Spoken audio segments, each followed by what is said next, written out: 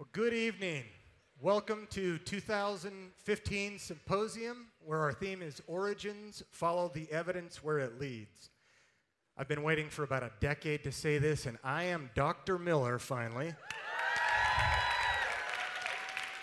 10 years, 100 years, add a couple of zeros, what does it matter, right? But I will be your MC for the weekend. I am on staff with Faculty Commons, the faculty ministry of Crew, and I direct the Christian faculty, grad, and staff network here at Purdue. Perhaps the most infamous thing that I do around black and gold country is that and especially infamous after Purdue just got whomped by IU this week. Some IU fans here. IU campus is watching as well. Is that I teach courses in philosophy and comparative religions at an IU campus. Got a red shirt on, but I've got a black coat on. I just aim to please, I guess. We welcome those of you who are here tonight, about 1,000 of you present at Purdue's Low Playhouse. We welcome those of you who are live streaming, approximately 1,000 right now, literally from coast to coast, from California to the Carolinas, from Texas, where all things are big, to Minnesota, where all things are cold. I was just there, I know. And we are grateful for our 24 or more sponsors that you saw probably as you entered in on the screen as it was entering or streaming, or on the brochures, or on our website. If you want to go there and take a look, symposiachristi.com, #symposiachristi.com. I am personally thankful for our executive team that helped pull this off this year, a number of various leaders in campus ministries.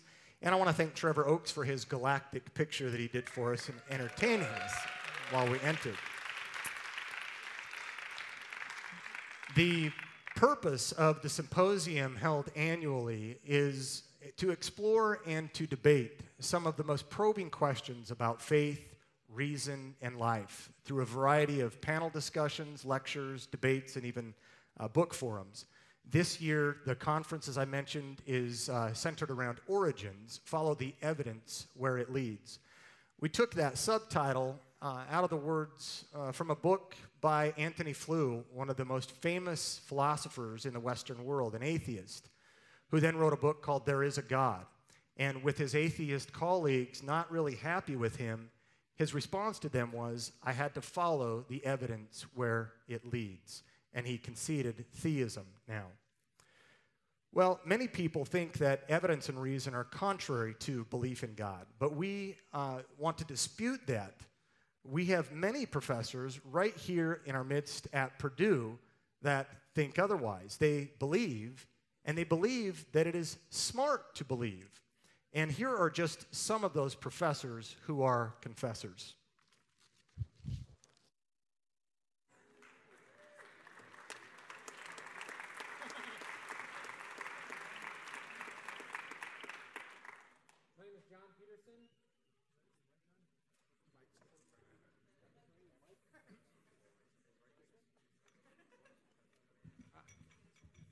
Okay. My name is John Peterson. I'm a professor in the Department of Mathematics, and I'm a Christian because I believe in truth. As Christians, we're often presented with the idea that we either need to accept scientific truth or our religious faith. But the Bible tells us in the book of Colossians that God created all things, and in him all things hold together. So the God who created the universe, the God who holds the universe together, should certainly know his science. And so as Christians, we don't need to fear that we'll discover contradictions when we study science. And I'm excited in the next day or so to see some of the recent developments in science and discoveries in science that confirm that God is, in fact, the creator of the universe.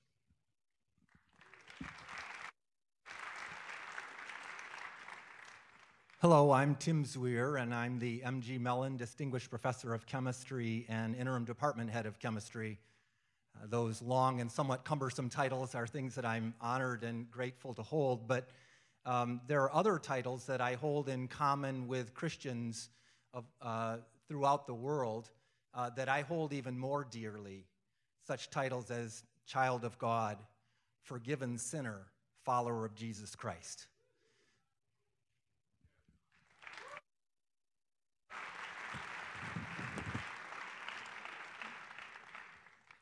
and I'm Alex Pothen, a professor of computer science here at Purdue, and a follower of Jesus Christ. I believe that Jesus loved me so much that he lived the life that I should have lived but could not live. I believe that in his great love, he died the death that I deserve to die. And I believe that now I live my life in joyful obedience and in a relationship of mutual delight with him. And I believe the work that I do in computer science is an act of my worship to God. And I believe with the 15th century astronomer Copernicus that to know God's mighty works, to understand his wisdom, to appreciate the wonderful working of his laws, all of this is a pleasing and acceptable mode of worship to our loving God.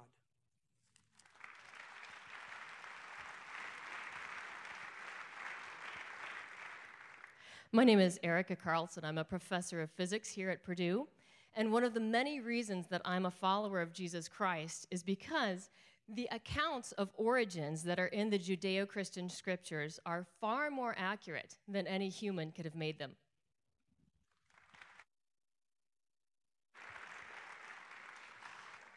Hi, I'm Bert Chapman, a professor of library science. Personal experience and overwhelming intellectual evidence tells me that adhering to Jesus Christ and living out his personal example of perfection are the only ways to understand and deal with global problems as varied as sadistic Islamist terrorism, consciously chosen destructive sexual behavior, and numerous other problems affecting our country and world.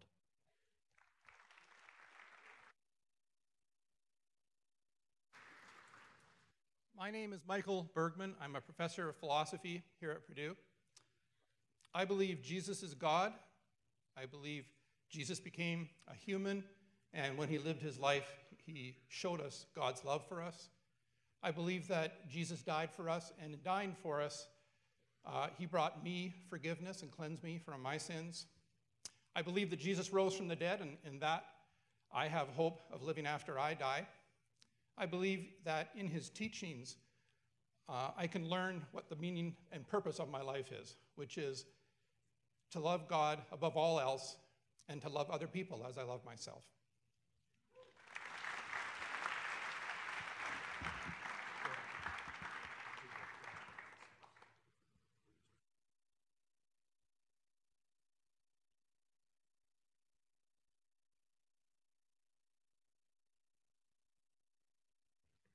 Good evening. My name is Ed Hoskins, and I am a physician here at Purdue. I also hold a PhD.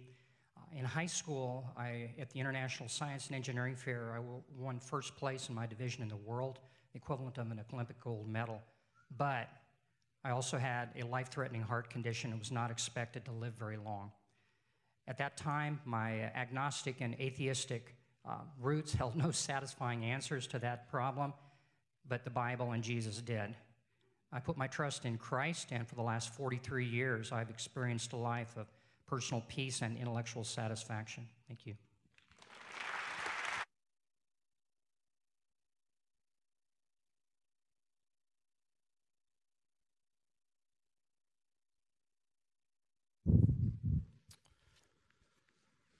Francis Bacon, the father of modern science, used to say that there were two books of God, the book of Scripture and the book of nature, otherwise known as the Word of God and the work of God. And Bacon, along with many of the founders of the major subdisciplines of the science, believed that all truth is God's truth. And there was, at the end of the day, no contradiction between those two books, nature and Scripture. If there was any alleged discrepancy or conflict, it really takes place at the level of the interpretation of the facts, the model or interpretation of the facts, be it theology or Scripture, not at the level of the facts themselves. We recognize that theology and science are interpretive abstractions of the data. Not all the sponsors, not all the members of our executive committee putting the symposium together, not all these professors who are confessors are united in agreement on secondary and on tertiary issues. There is dispute, and we've put up a page on our website for people of interest who want to see the top 3 positions in the intramural dialogue and do the homework for themselves on those issues. We don't necessarily agree on these secondary issues with respect to how and when God created. But what we all do affirm with great tenacity is the veracity that God created and what his purpose for us is as displayed in the Bible. We invite you tonight to put down your arms, put down your defenses if you have defenses up, and humbly consider the evidence represented in the title tonight, Putting Creation to the Test, a biblical creation model approach. Ideas have consequences, and some of them have dramatic consequences. Stalin once said that ideas are more powerful than guns. We don't allow our enemies to have guns, so why should we let them have ideas? There are some who want to stifle the free thinking of ideas, and we would like you to just consider the evidence that demands a verdict. We will have two speakers that I'll introduce in turn, and then we would like you to please hold your questions until the Q&A time. Our first speaker is Dr. Hugh Ross. Ross is the founder and president of Reasons to Believe. He has a BS in physics from the University of British Columbia. He earned his MS and PhD in astronomy from the University of Toronto. For several years, he continued his research on quasars and galaxies as a postdoctoral fellow at the California Institute for Technology. In 2012, Dr. Ross, together with Dr. Gerald Schroeder, who is influential in Anthony Flu's conversion from atheism to theism, received the I.P. Trotter Prize presented by Texas A&M University in recognition of his work in demonstrating connections between science and religion. He is a best-selling author, writing a dozen or so books and traveling the globe speaking on the compatibility of advancing scientific discoveries with the timeless truths of Christianity. He has spoken on at least 300 university campuses sharing this information. Please welcome with me tonight Dr. Hugh Ross.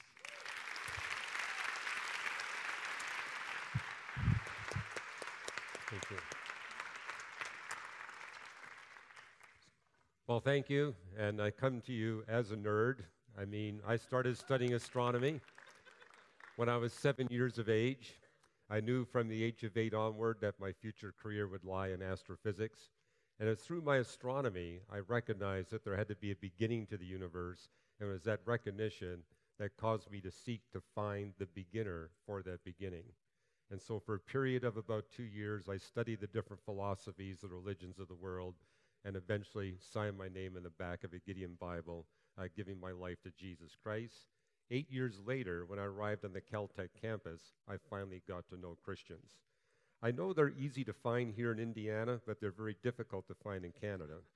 But I did find them on the Caltech campus. In fact, I discovered some of the most famous astronomers in the world were committed followers of Jesus Christ. Now, if you go to our table at the back, you'll actually see a summary of the talk you're going to hear from me and Fuz. So if you want it all condensed into one little tiny card, it's there at the back. And actually, if you fill out the back of that card, we'll give you a free copy of his DVD, Cosmic Fingerprints, where I tell a story of how astrophysics brought me to the Christian faith. And we also include some time where I field questions from skeptics. So that's a free gift just for being here tonight. Now, we are not part of the intelligent design movement. But we've been doing intelligent design a good 10 or 15 years before there was an intelligent design movement. The difference is, in the intelligent design movement, they're simply trying to say that there's an intelligent designer. Our commitment is to build a testable creation model. You may have heard the charge that creationism is not science because it's not testable, it's not falsifiable, it doesn't make predictions of future scientific discoveries. Well, we founded Reasons to Believe 29 years ago with that as a goal, to make it a testable model that is falsifiable, and what you'll see this evening is how successful our model is at predicting future scientific discoveries. Now, the debate is not about design. In fact, if you read the scientific literature, whatever discipline you read, you'll notice that you see the word design everywhere. The issue is who or what is responsible for the design. And this is how we've built our model. We specifically identify the intelligent designer and then build a model around that and then put it to the test and see how well it does. And there's two questions that we need to address in terms of trying to identify this designer. Is the scientific evidence for the creator's existence shrinking or growing as we accumulate more and more information and knowledge about the record of nature? And can we eliminate some or all the alternate explanations? So our goal is not just to establish that God exists, but to identify what kind of God exists. And I think you'll see the scientific evidence is potent enough to help us do that in the 21st century. Now, the first book I ever read on cosmology was one by Fred Hoyle called Nature of the Universe. I read it when I was 7 years of age. And Hoyle comes from a Hindu worldview perspective, but this is what he said in that book. He says, there's a good deal of cosmology in the Bible. It is a remarkable conception. And I remembered that for a course of about 9 or 10 years. When I finally picked up the Bible, I realized he was right. The Bible says more than 10 times as much about the origin and structure of the universe than all the other holy books that undergird the world's religions combined. And there's 4 features of the universe that the Bible repeatedly addresses and addresses in some detail. The first of those is that the universe is traceable back to what we physicists call a singularity beginning, or what you see in the Bible, an actual beginning of space and time. Not just a beginning of matter and energy, but a beginning of space and time itself. And how the universe continuously expands from that point of beginning, and expands under laws of physics that don't change, where one of those laws is a pervasive law of decay. Now, what I'm going to do in the next few minutes is show you explicitly where in the Bible these claims are made, and then what the scientific evidence says about these claims, and what it tells us about Big Bang cosmology. So you're probably familiar with at least a few of the passages that talk about the singularity beginning. Now, I've spoken on 6 continents, and what I notice is no matter where I go, everybody seems to know Genesis 1:1. They may have never heard of John, but they know about Genesis 1:1. In the beginning, God created the heavens and the earth. What they may not realize, however, is that in the Old Testament Hebrew language, there is no word for universe. Instead, you find this phrase, the Shamayan Eres, the heavens and the earth. And whenever you see that phrase, it means the entirety of all physical reality. You'll see it 9 times in the Old Testament, meaning all of matter, energy, space, and time.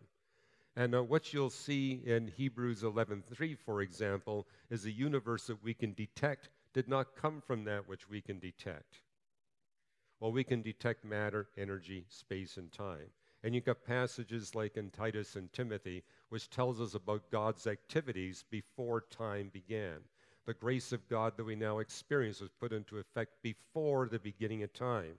The hope that we share in Jesus Christ was given to us before the beginning of time.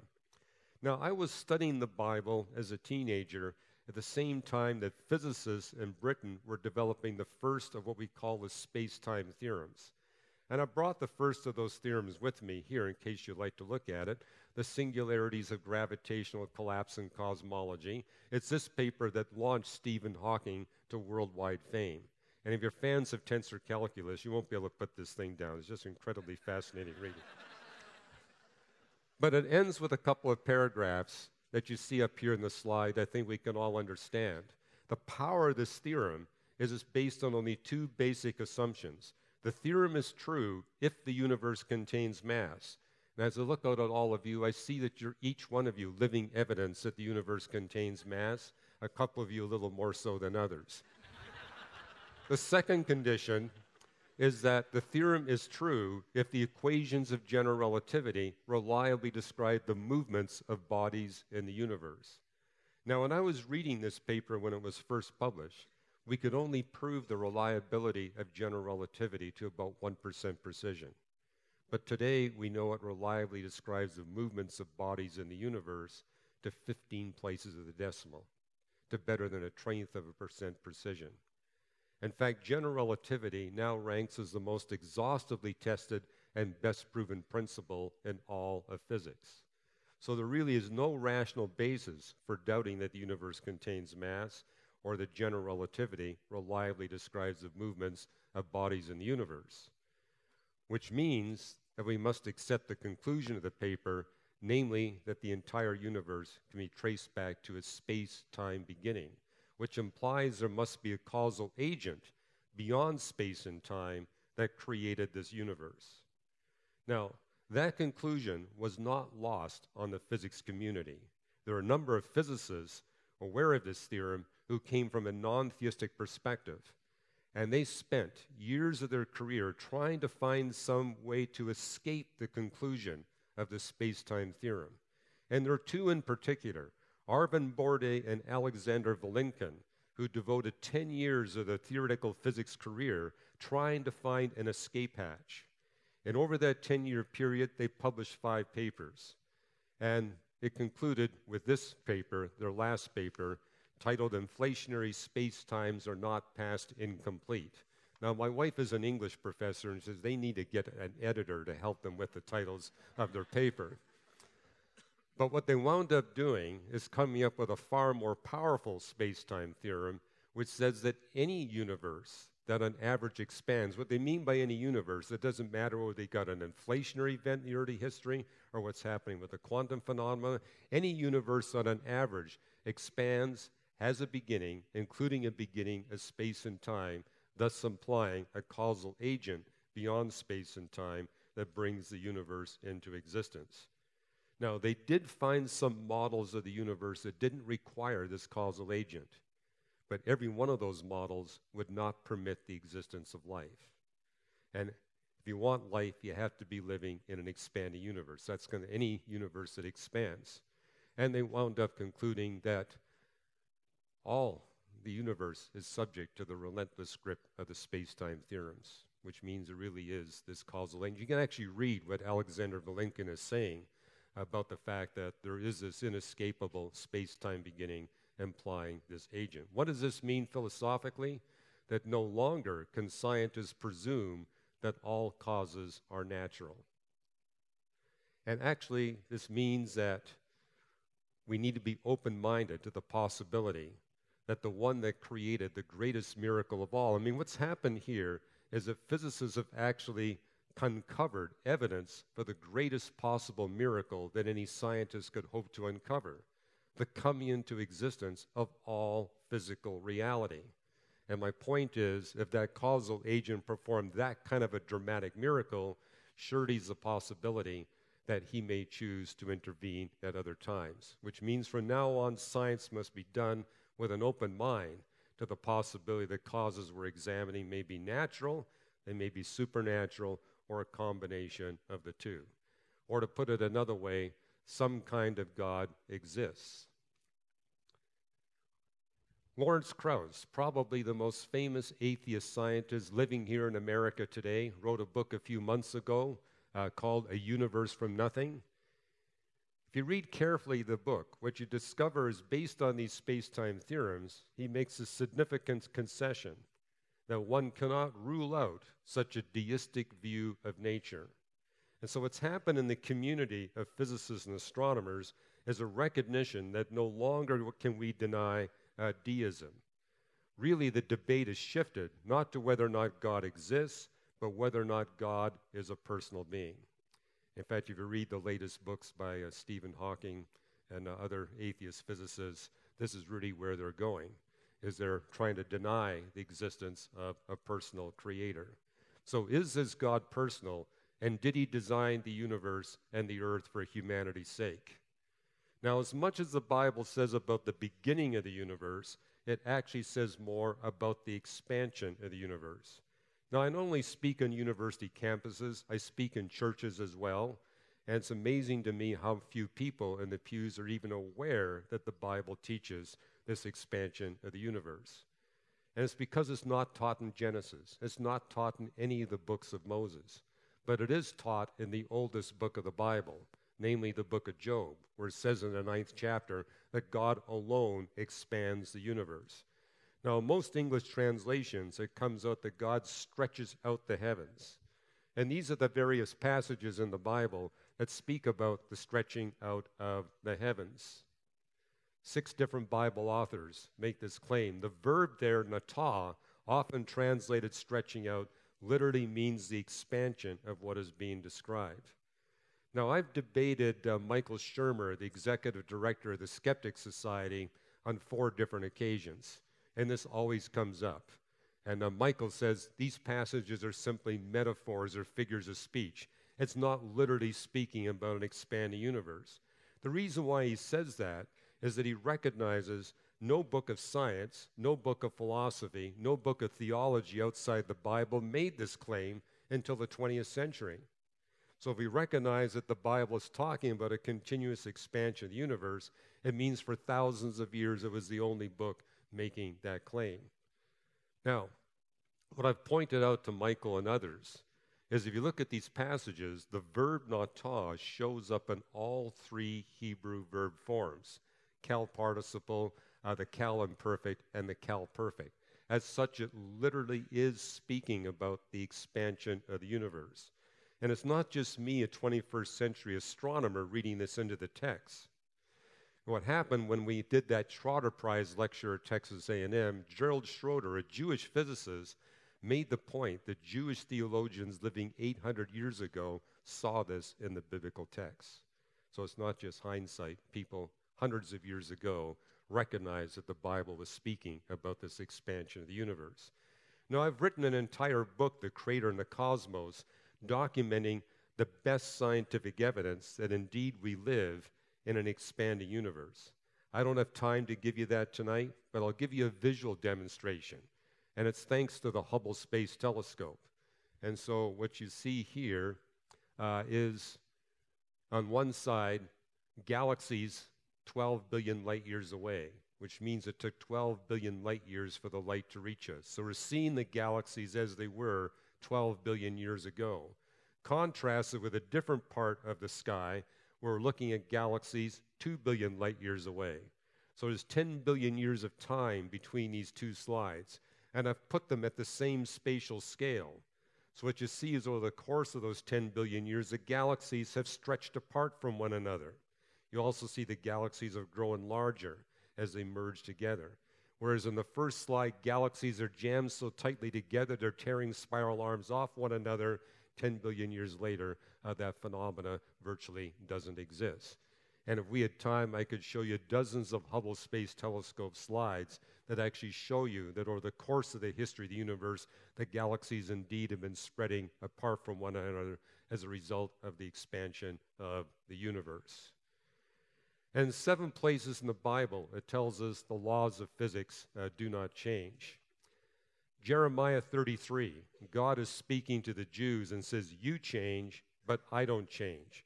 As proof that I don't change, look at the laws that govern the heavens and the earth. As they don't change, I don't change.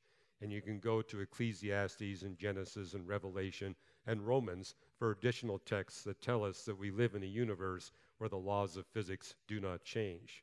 Romans 8 tells us that one of those laws is a pervasive law of decay, how the entire universe is subject to that pervasive law of decay.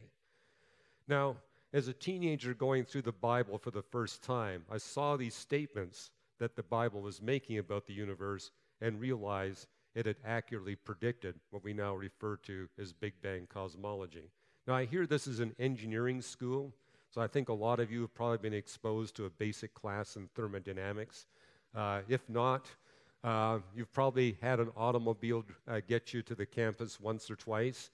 And the principle of the automobile engine is that as the piston chamber expands, the temperature goes down.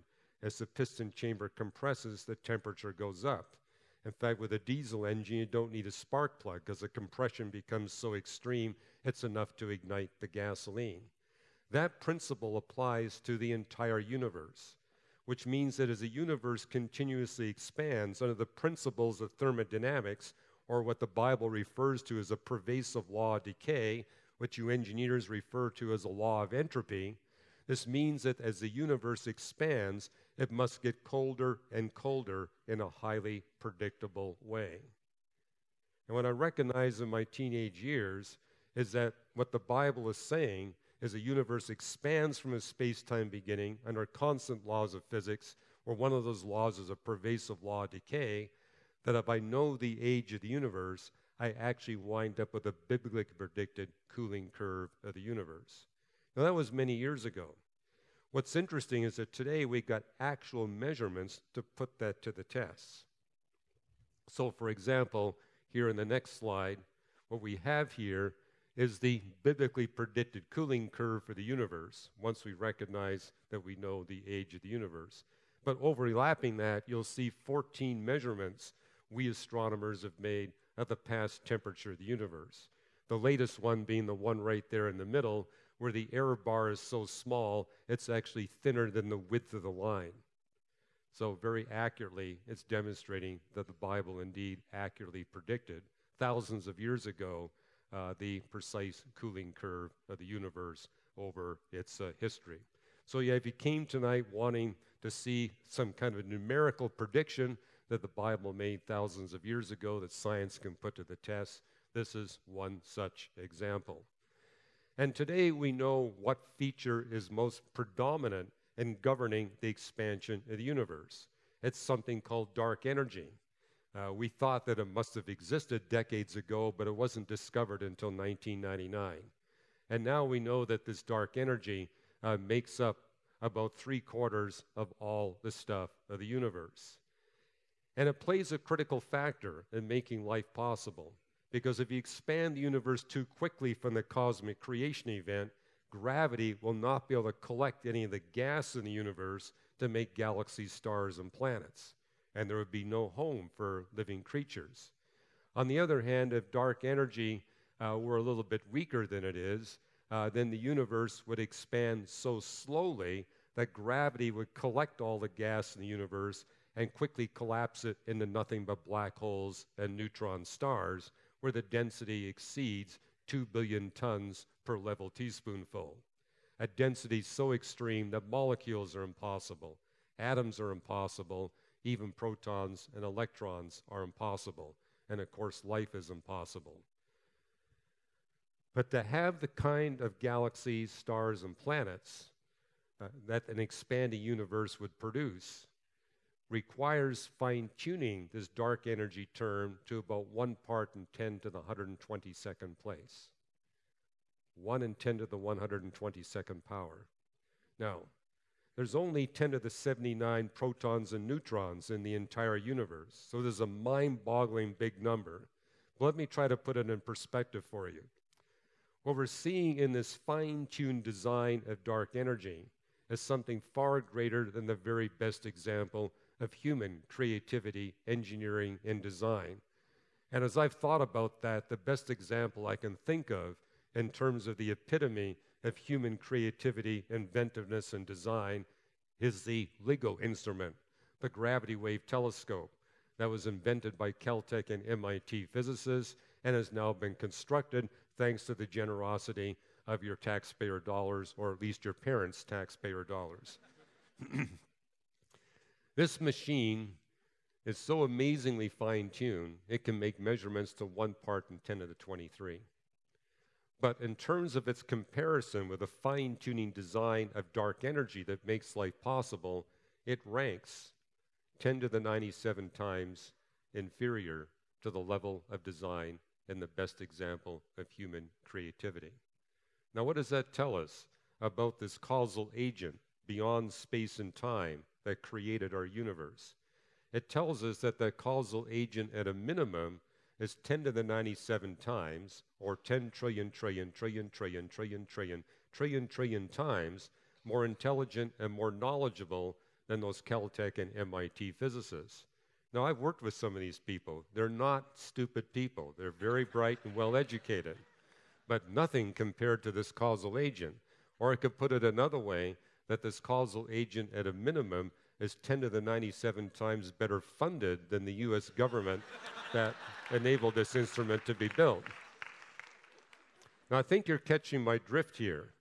This causal agent cannot be a non-personal entity, because by definition, intelligence, knowledge, creativity, and power can only be vested in a personal being. So this is establishing that this agent not only transcends space and time, but is also a personal being in the way he has shaped and crafted this dark energy so that life would be possible. Now, likewise, this has not been lost on the community of physicists that take a non-theistic perspective. There were 3 theoretical physicists, all of them atheists, who looked at this dark energy and wound up publishing this paper titled Disturbing Implications of a Cosmological Constant. That's another term for dark energy. And what I'm going to do for you is pull for you 3 quotes from these 3 physicists. They were interviewed by the senior editor of Nature, himself an atheist and a physicist, and what they said in the interview was that arranging the cosmos as we think it is arranged, says the team, would have required a miracle. Now, that kind of got Philip Ball a little excited. You're atheist and you're saying there's this being that's making a miracle. And they went on to say, an unknown agent beyond space and time intervened in the evolution of the universe for reasons of its own, which explains the title of the paper, Disturbing Implications. As atheists, they found it so disturbing that if dark energy is real, there's this causal agent beyond space and time performing miracles for reasons of his own, that they concluded their 21-page paper with this final sentence. Perhaps the only reasonable conclusion is we do not live in a world with a true cosmological constant. Now, the irony of the paper is that it was published just months before we astronomers came up with 9 independent observational demonstrations that not only is dark energy real, it's the dominant component of the universe. And here are 5 of those demonstrations. Here are the other 4. I won't go into the technical details, but if you're interested, I've written an article on all 9 on our reasons.org website. In fact, you can go to that URL there. You'll actually see a list of 25 independent observational demonstrations that we live in a universe where dark energy exists, and not only where dark energy exists, where it is the dominant component of the universe, makes up 3/4 of all the stuff of the universe. What does this mean? It means we really are stuck with an agent beyond space and time who's performing miracles for reasons of his own, miracles that make possible the existence of life in the universe and our existence in particular. Now, if you were to ask me as a scientist, where do we find the most spectacular, measurable evidence for supernatural, superintelligent design, I would say dark energy. But it's not the only piece of evidence. In fact, virtually every feature of the universe that we can measure, every feature of the laws of physics we can measure, shows this extraordinary high level of fine-tuning design. And the only assumption we're bringing to bear here is we're talking about life, we're talking about carbon-based life.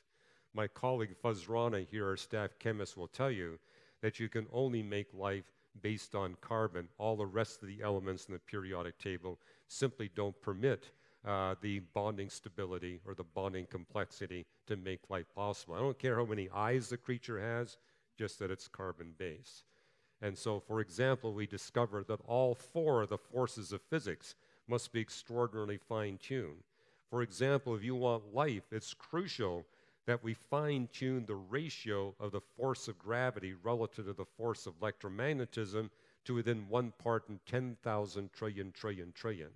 If that's not the case, stars will either never form or they form and they immediately explode. Either way, there's no possibility for life. And the list goes on.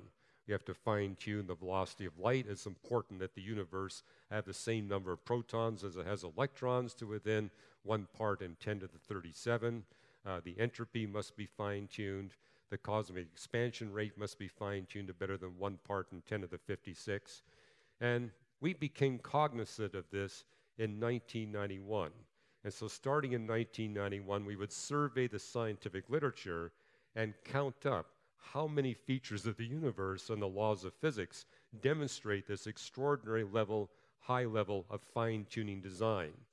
And what we discovered is the list has been growing with respect to time. Now, this is the testing principle. If we really are looking at the God of the Bible as being responsible for all of this, then the more we learn from the record of nature, the more evidence we should be accumulating for this fine-tuning design. And so what we have here is a table that shows us how that fine-tuning design has accumulated over the past 20 years, where we've gone from 17 different features of the universe and the laws of physics that show this very high level of fine-tuning design, where the list now stands above 180. And if you want to see the documentation, you can go to that URL, reasons.org/fine-tuning. That will pop up a 300-page compendium that lists the evidence and then gives the citations to the scientific literature. And if you want something a little briefer than that 300-page compendium, here's a one-sentence summary from the book of Hebrews. The heavens are the work of your hands. Or you can go to the bookstore here. If you're to go to the bookstore, I'm guessing you'll find several dozen different titles and what is termed the anthropic principle.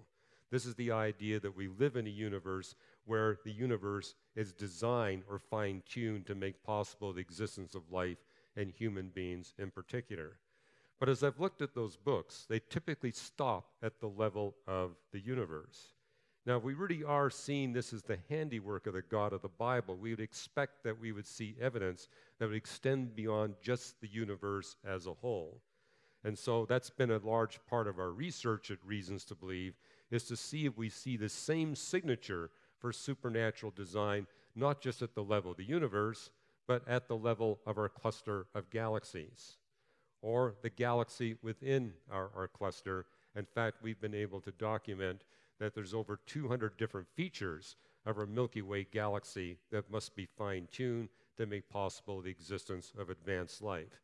And that's what spoiled my enjoyment for the Star Wars series. As soon as the thing went up, a galaxy far, far away. Hey, we've looked far, far away.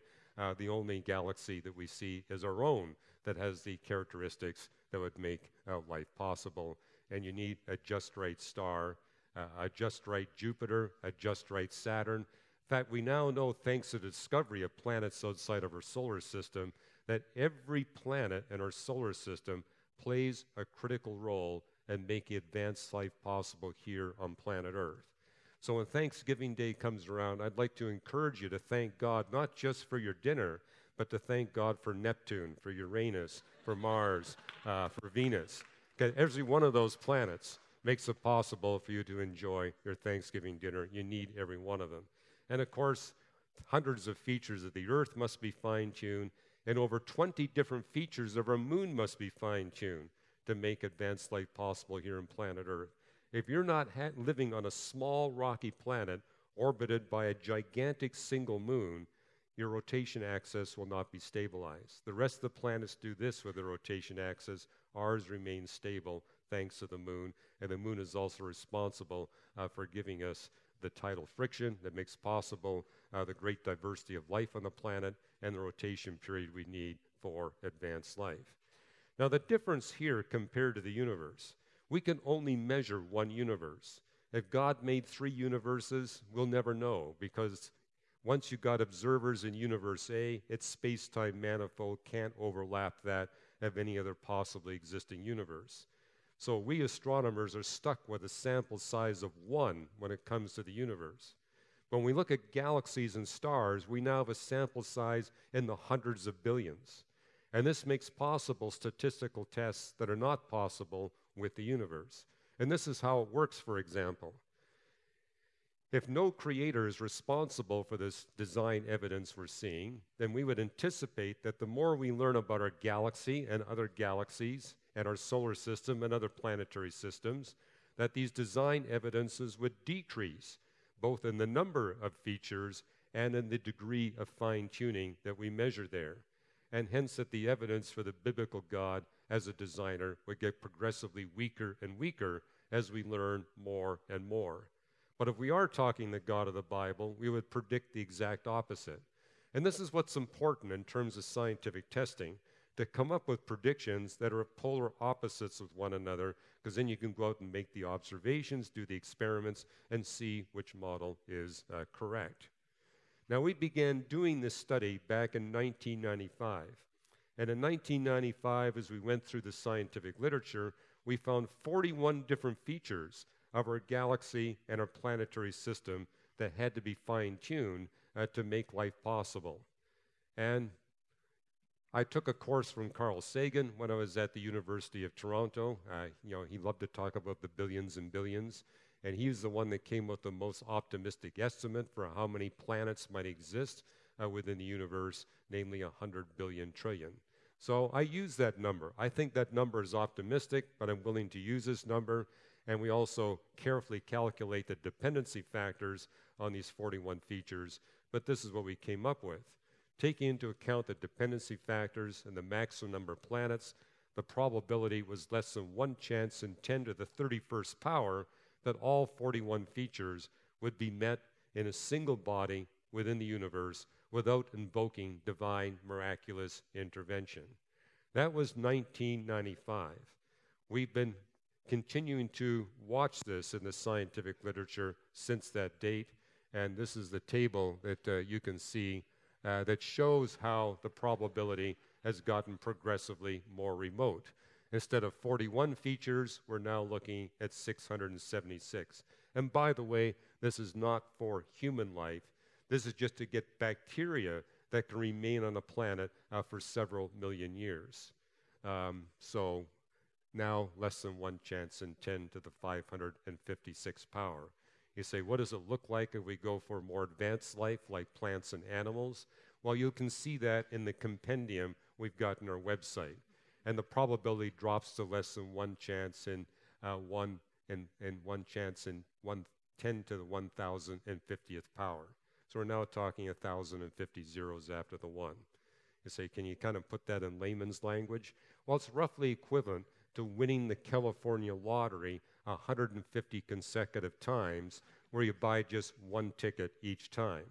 Or as a mathematician friend of mine said, it's the same probability of winning the California lottery 150 consecutive times where you don't buy any tickets at all.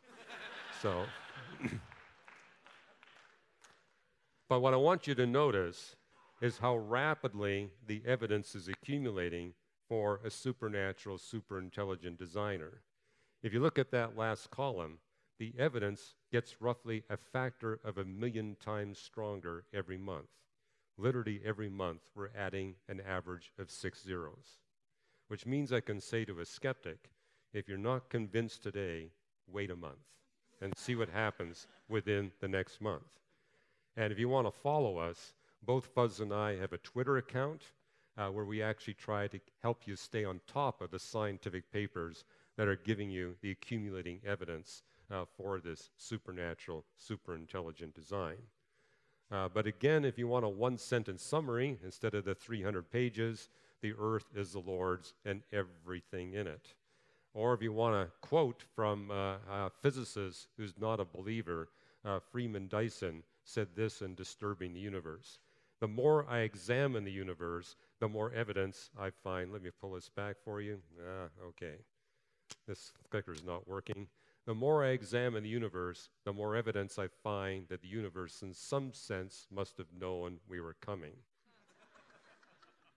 And this is something my peers really don't dispute anymore, that when you look at the universe, it's clear that it was prepared in advance for the entry of human beings. It was designed in advance for us to show here. Now, you're hearing me address you as a Christian. What we're making available to you outside is a debate that we had on this subject where it was me and Victor Stenger, a lifelong atheist and a particle physicist. And this would happen at the International Skeptic Society Conference, where they had 700 atheists from around the world gather at Caltech. And the conference was weekend. They had 6 speakers, all scientists, giving evidence for why God doesn't exist.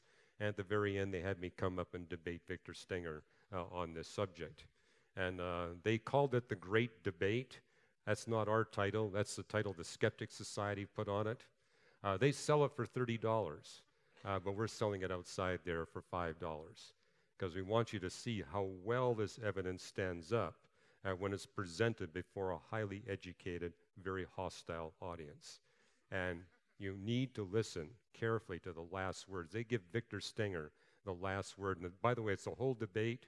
He speaks, I speak. We talk together and engage one another. Then there's a long Q&A with the rest of the speakers. And at the very end, they give Victor Stenger the last word. Listen carefully to what he says. You'll be amazed. All right. You can also read a book on this that I've written, Why the Universe is the Way It Is. And as I mentioned, both Fuz and I maintain Twitter and Facebook accounts where we try to keep you up to date.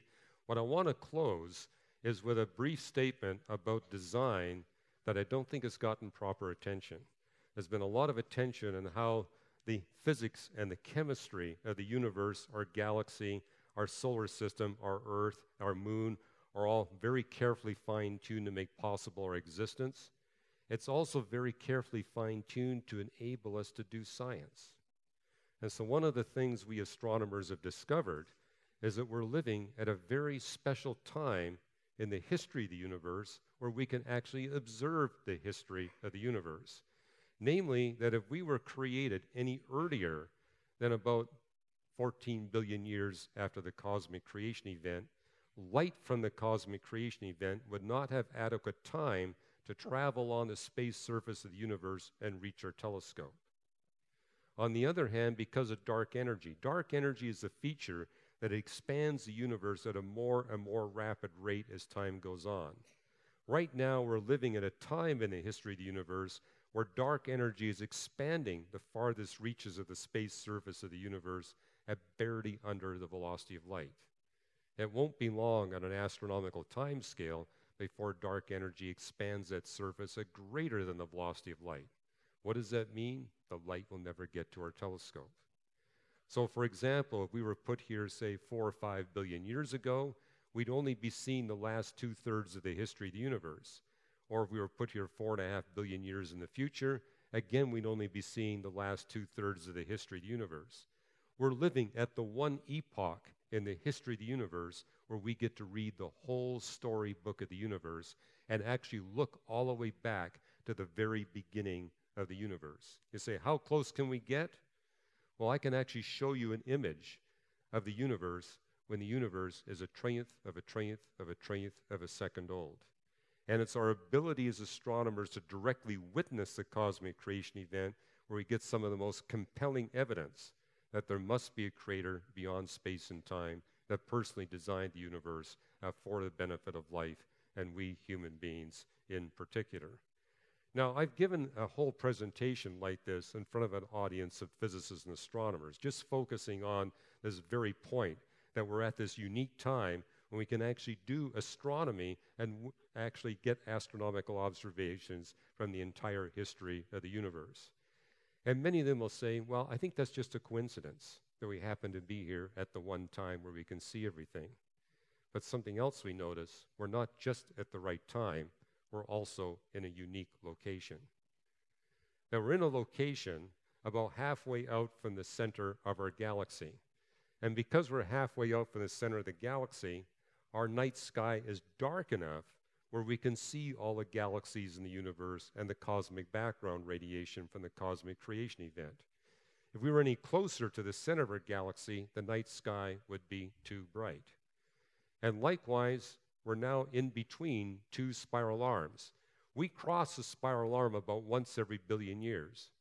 But the last time we crossed was just before the Cambrian explosion of animal life. And right now we're halfway between the Sagittarius and Perseus spiral arms. The spiral arms are really bright, but because we're halfway in between, the night sky is dark enough that we can see distant galaxies. And a unique feature of our Milky Way galaxy is that what sustains the spiral structure is star formation. Stars form in gaseous nebulae. Those are the little pink spots you see all around the spiral arms. Those are the maternity wards of our galaxy. But what's unique about our Milky Way galaxy is how many maternity wards we have. We have literally hundreds, and they're all tiny. If you look at other spiral galaxies, the galaxies are dominated by really big gaseous nebulae. But that's not the case for us. They're all small. And the closest one is 1,500 light years away. So far away we can barely see it with the naked eye. and is really the only one we can see with the naked eye, which means we have a night sky that's dark enough. And the other thing we notice is that we live in an unusual cluster of galaxies. Now, for life to be possible, you have to live in a cluster of galaxies. That's crucial to sustain the spiral structure. But most clusters of galaxies have thousands of members. Our cluster has only 100 members. And all the rest of the clusters are dominated by giant galaxies. Our cluster doesn't have any giant galaxies. It's got 2 large galaxies and the rest are dwarfs. And in other clusters, the galaxies are jammed tightly together.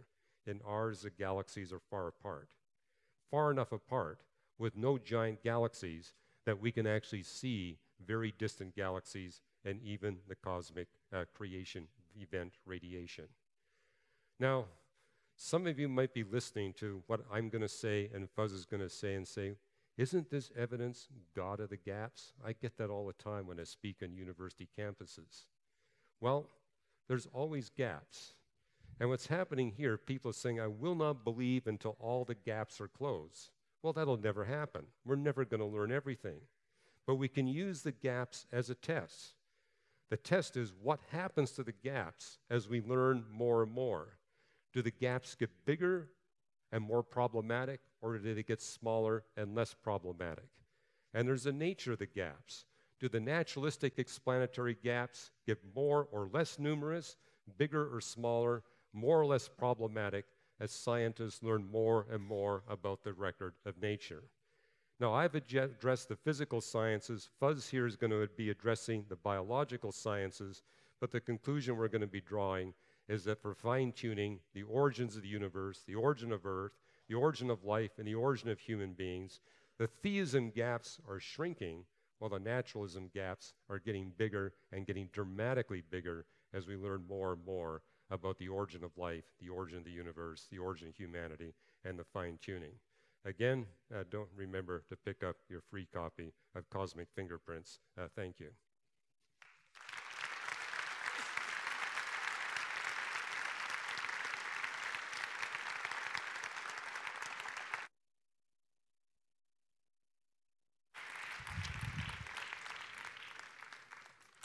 Wow, huh? It brings to relief one of the statements that famous atheist philosopher that I used to read as a young grad student, Anthony Flew, before his conversion to theism or some kind of Aristotelian deism, made. He used to adopt a presumption of atheism. He used to say things like, as scientists, we ought to operate with the presumption that atheism is true. We ought to start from a methodology of naturalism. But seeing this and the gaps growing on the other side, one wonders, why not have an open view of science? Be open to follow the evidence where it leads. When asked what he thought Bertrand Russell, the famous atheist who wrote Why I Am Not a Christian, when asked what he thought Russell would say, given the new evidence that Flew has come to understand, he said, I think Russell would want to re-examine his position.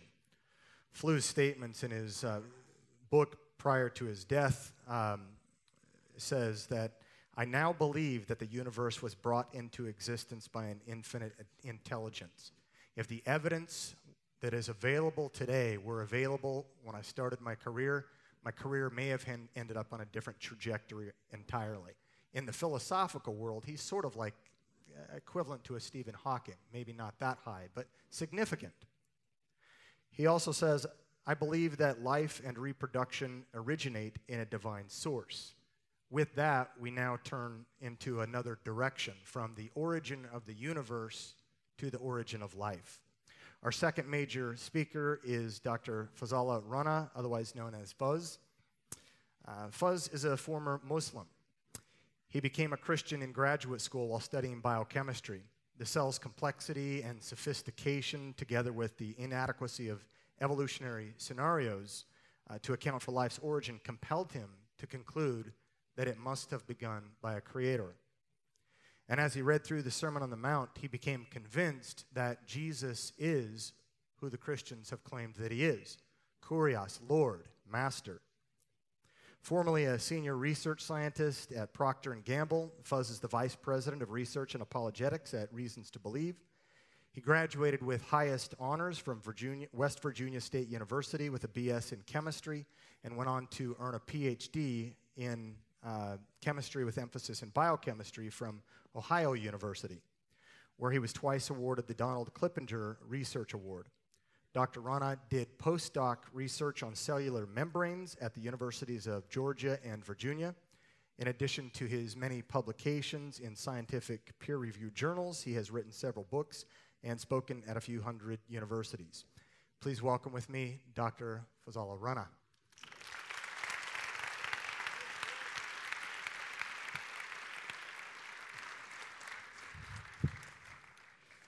Okay, well, good evening, everybody. If you just give us a second, we're going to switch computers real quickly.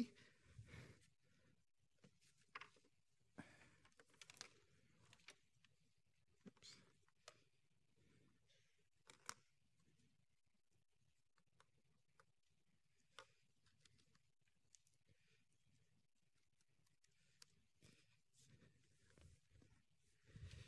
We, a few months ago, brought in a speaking coach at Reasons to Believe to help the speakers do a better job when we go out and talk. And what we're doing right now is considered the #1 cardinal sin of speaking, is you're never supposed to fiddle with your technology. You're supposed to make the connection with the audience and then fiddle with your technology, but I just can't do that, so. So nobody tell our speaking coach what I'm doing right now.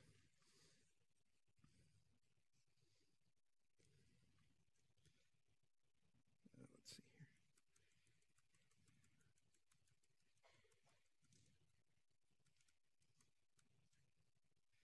here. All right.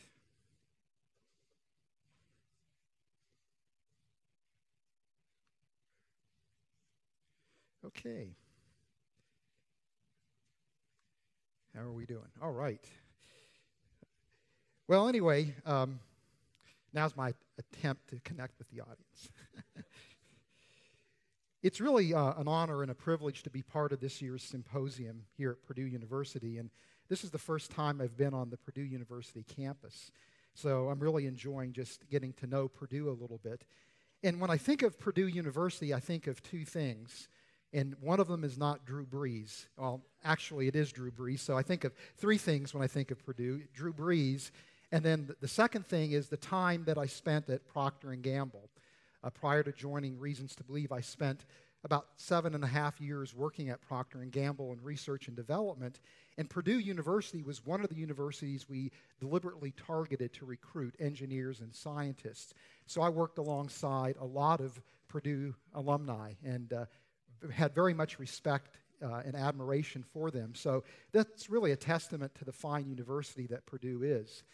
And then the next thing that I think about is my freshman chemistry class, the second semester of freshman chemistry, when we were being introduced to chemical bonding.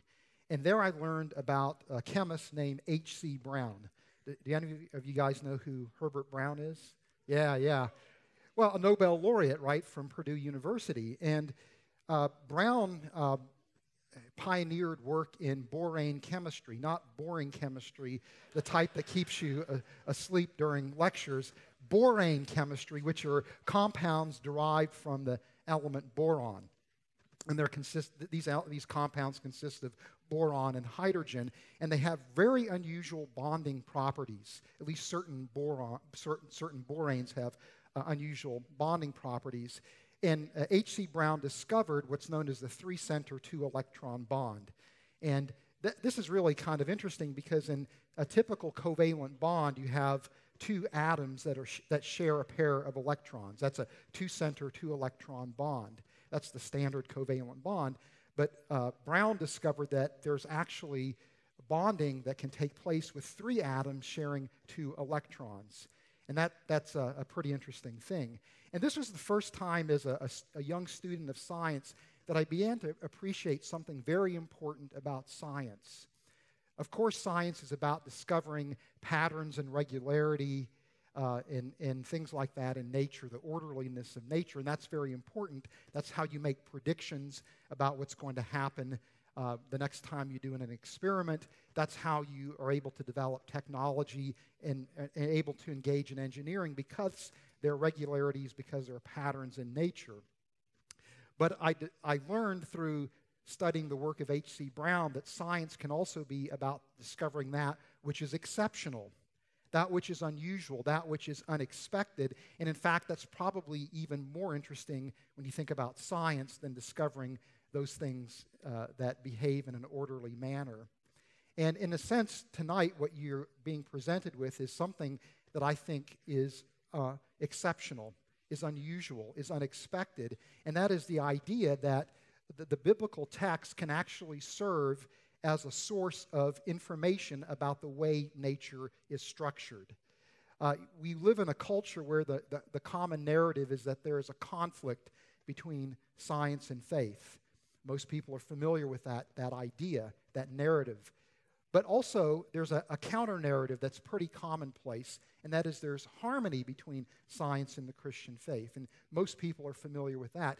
But I think very few people are actually familiar with the notion that, again, you can use the biblical text to actually derive information about the way nature is structured, and that you can then put those ideas to the test through scientific investigation. And that's what Hugh was talking about in his presentation, and I want to continue in that vein by looking at the life sciences in light of our creation model. Now, this is an expansive area, and we could spend days and days talking about the life sciences in light of our creation model. And so there's really two choices I have. One is to just simply do a survey, or the other is to focus in a particular area. And tonight I've decided just to focus on the origin of life question, in part because tomorrow morning Hugh's going to be talking about Genesis 1 and its relationship to the scientific record, and you'll be getting a survey of our creation model, not only for the life sciences, but really for earth sciences and the life science. So there's no reason to duplicate that tonight. And then tomorrow afternoon, I'm going to be focusing on the origin of humanity specifically in light of our creation model. So the odd man out is the origin of life question, so that's what we're going to be talking about tonight.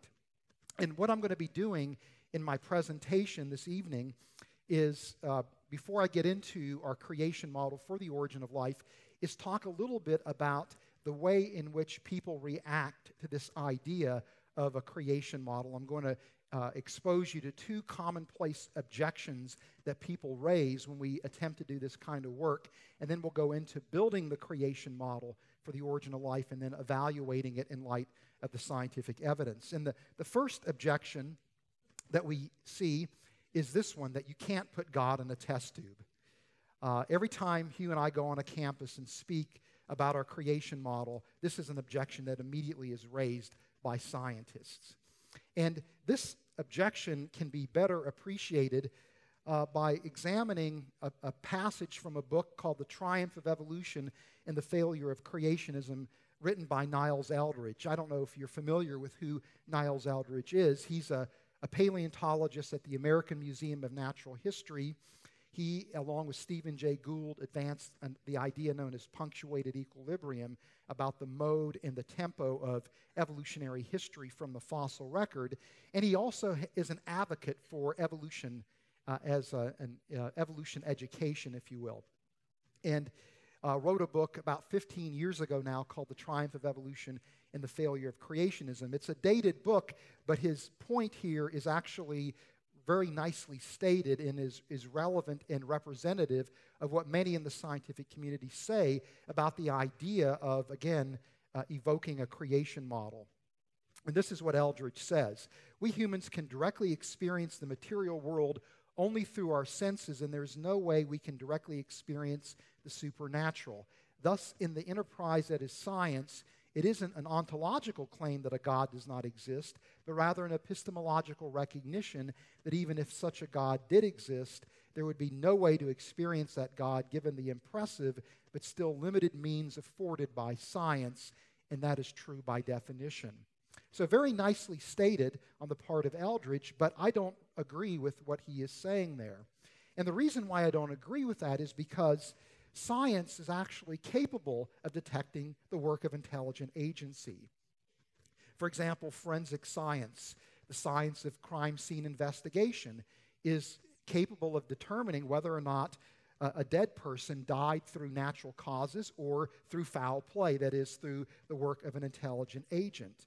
Or when you go into the area of archaeology and anthropology, scientists are very good at picking up rocks and determining whether that rock was actually formed into a stone tool by some hominin or whether or not it was actually shaped that way through natural processes. And in fact, scientists can even tell you something about the capabilities of that hominin that shaped that particular stone tool. So science can detect the work of intelligent agency, in spite of, again, what Eldridge and others would claim. And then finally, there's SETI, the search for extraterrestrial intelligence. That whole enterprise is predicated on the ability to determine whether or not electromagnetic radiation is emanating deliberately from an intelligent civilization or whether or not it's due to some kind of natural process phenomena. So science can detect the work of intelligent agency. And so as a Christian, I believe God is revealed through the record of nature and that his fingerprints are in the creation. And so if God is an intelligent agent, a personal being, which I believe he is, then we should be able to detect scientifically evidence for God's fingerprints in nature. And that is not a violation of the scientific enterprise. Another complaint that we get is that you can't use a religious text to develop a scientific model. Scientists become very offended at this idea of using, again, a religious text towards this end. Well, I would call your attention to the work of the German chemist Kekulé in response to this legitimate concern. Friedrich Kekulé is known for discovering the structure or determining the structure of benzene. And this was in the 1830s, I believe, if I'm not mistaken. And at that time, nobody knew what the structure of benzene was. We knew what the chemical composition was. It was C6H6, but nobody knew what the structure of benzene was. And Kekulé, according to the stories that he would recount, fell asleep and had a dream of a snake biting its tail, and from that had the inspiration that maybe benzene was a ringed compound.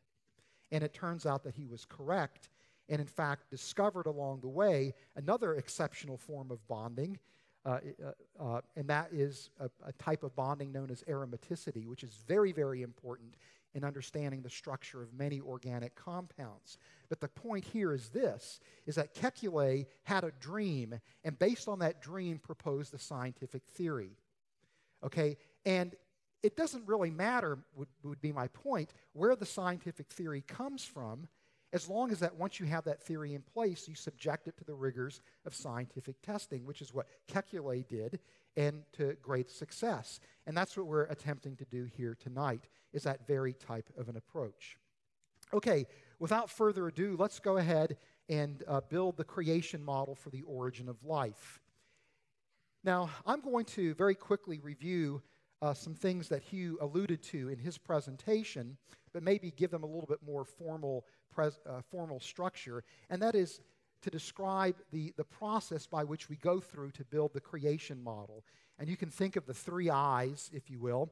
We identify the passages in Scripture that speak about a particular aspect of God's creative work. In this case, passages that would deal with the origin of life. We then interpret those passages within the context that they're found and then integrate them into a coherent framework that describes God's creative work and then recast them in the form of a scientific model. And if you're a philosopher of science, specifically what we're developing is a descriptive historical model. And then that model has logical implications that constitute the tests for the model, that constitute the predictions that we can use to evaluate the model and either falsify it or affirm it. And then finally, this approach is very much part of, again, a scientific process because these predictions and the nature of the model is going to suggest future scientific directions for investigation. Now, the Details of this work are found in 3 books: Origins of Life, The Cell's Design, and Creating Life in the Lab, which form kind of an Origin of Life trilogy. And the point here of showing you this is, number one, making sure you know where you can go if you want to dig deeper into this particular question, but also to point out that this work represents about 10 years of writing effort and even additional years of research effort. And so this is not something that we've done lightly, but this is actually something that we've spent a significant amount of effort working on in terms of developing and elaborating this model for the origin of life. Now, let's go ahead and take a look at how we build the models in specific terms. The key passage for our origin of life model would be Genesis 1:2. And I'll explain to you why we think this is relevant to the origin of life in just a minute. But this passage is, in my opinion, one of the most remarkable passages in Scripture. It follows, of course, after Genesis 1:1. In the beginning, God creates the heavens and the earth, which Hugh talked about in his presentation. This is now giving us a picture of the earth in its primordial state. So there's an intervening period of time between the creation of the universe and the earth in its primordial state that the biblical text, at least in the context of Genesis 1, is silent about. And this is giving us a picture of the early earth, which we believe to be the setting or the backdrop for the origin of life. It says the earth was formless and empty, darkness was over the surface of the deep, and the Spirit of God was hovering over the waters. So again, this is a picture of the early earth, and this particular passage is echoed in other creation accounts like Psalm 104. Psalm 104 is a creation psalm that echoes Genesis 1, where different portions of the psalm correspond to different days of creation in Genesis 1, and verses 5 and 6 correspond to Genesis 1:2. And this says here, He set the earth on its foundation. It can never be moved. You covered it with the deep as with a garment. The waters stood above the mountains. So again, this is giving us a different perspective on the early earth in its primordial state, and is giving us some temporal information. Genesis 1:2 is telling us that the earth was a water world, that darkness enshrouded the planet, and this is telling us that the rocky materials of the earth, the foundations, were established first, and then water and the earth's oceans were covering the planet as a secondary feature.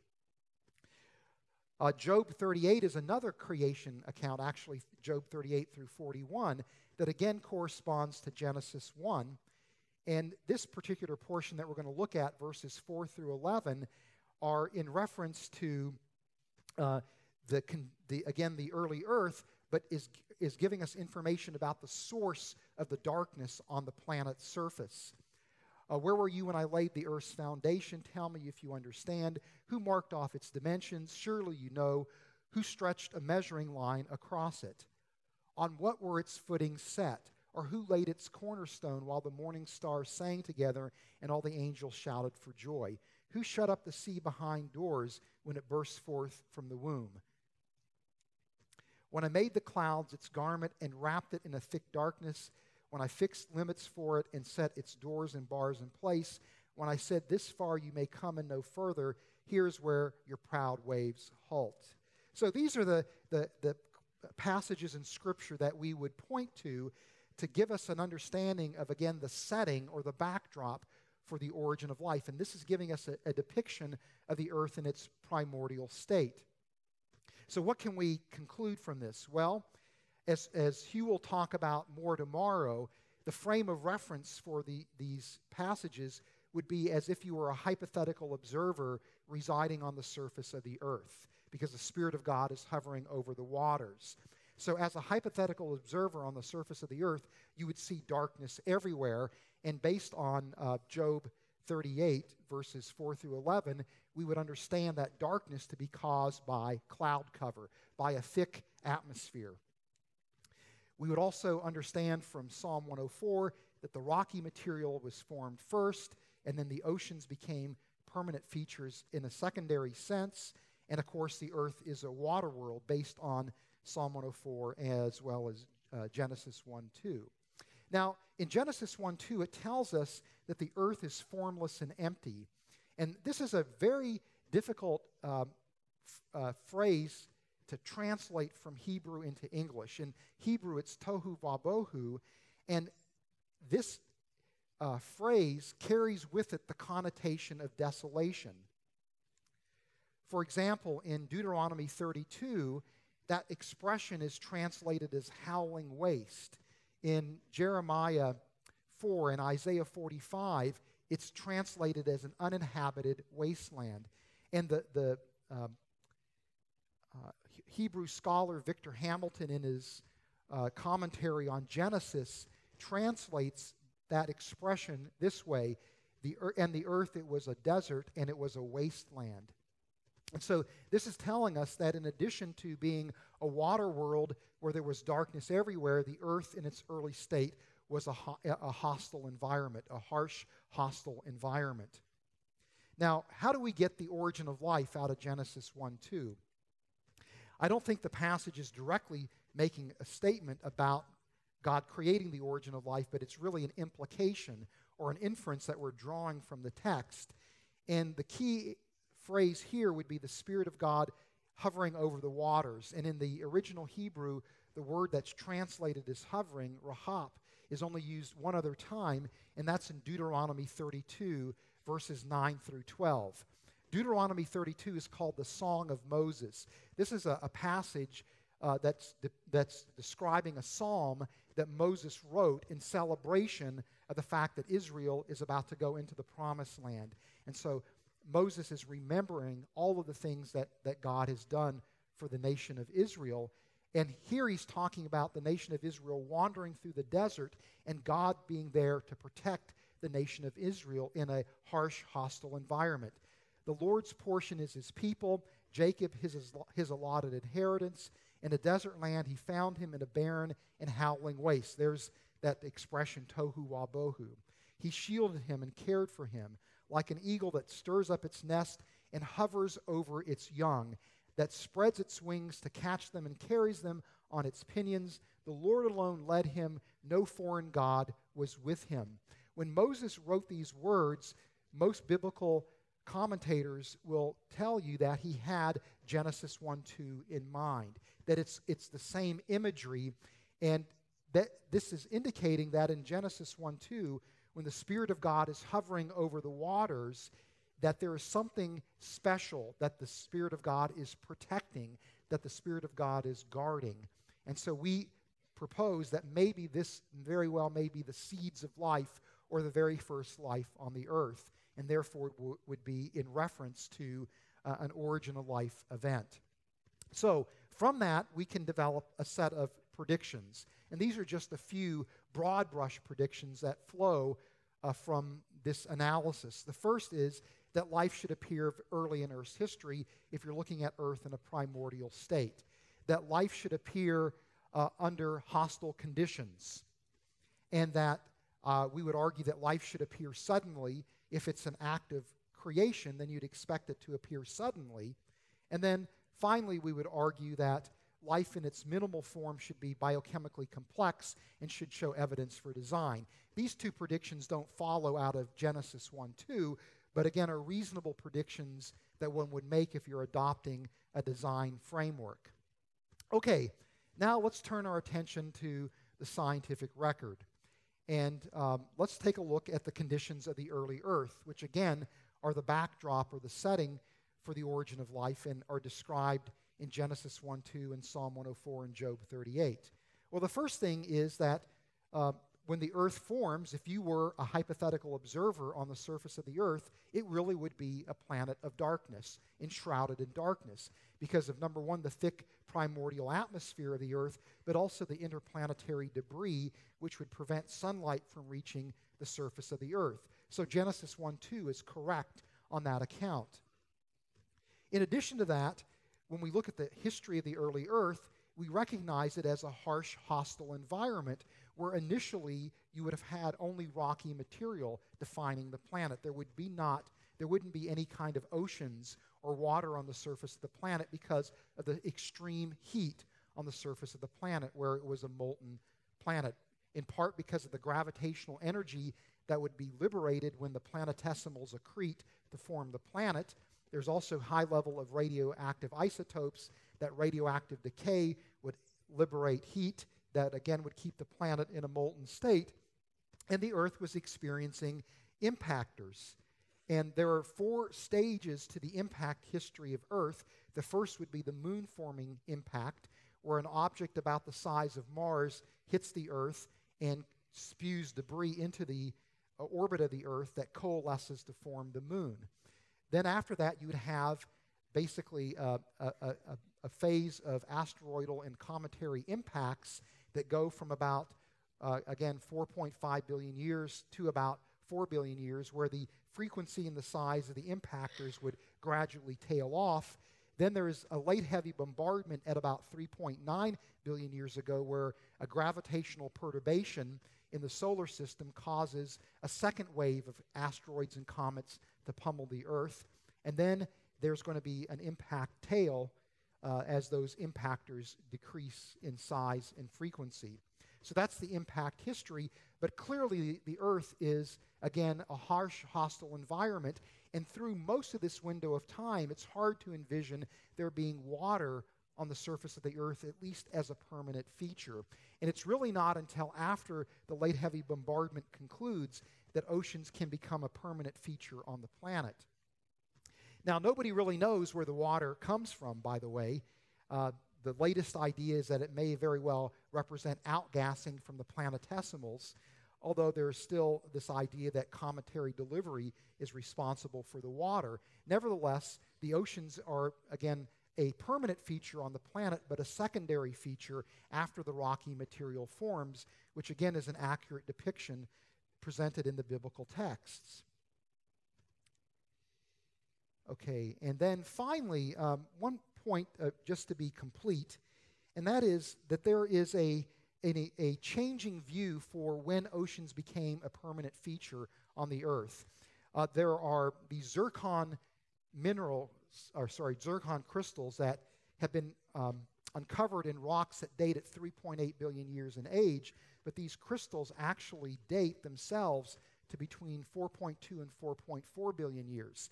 So these actually survived the late heavy bombardment, but the oxygen isotope distribution in the crystals suggests that they were formed under wet conditions, which are leading some scientists to suggest that maybe there were oceans present on the Earth prior to the late heavy bombardment. So anyway, here's a diagram kind of showing the impact history of the early Earth.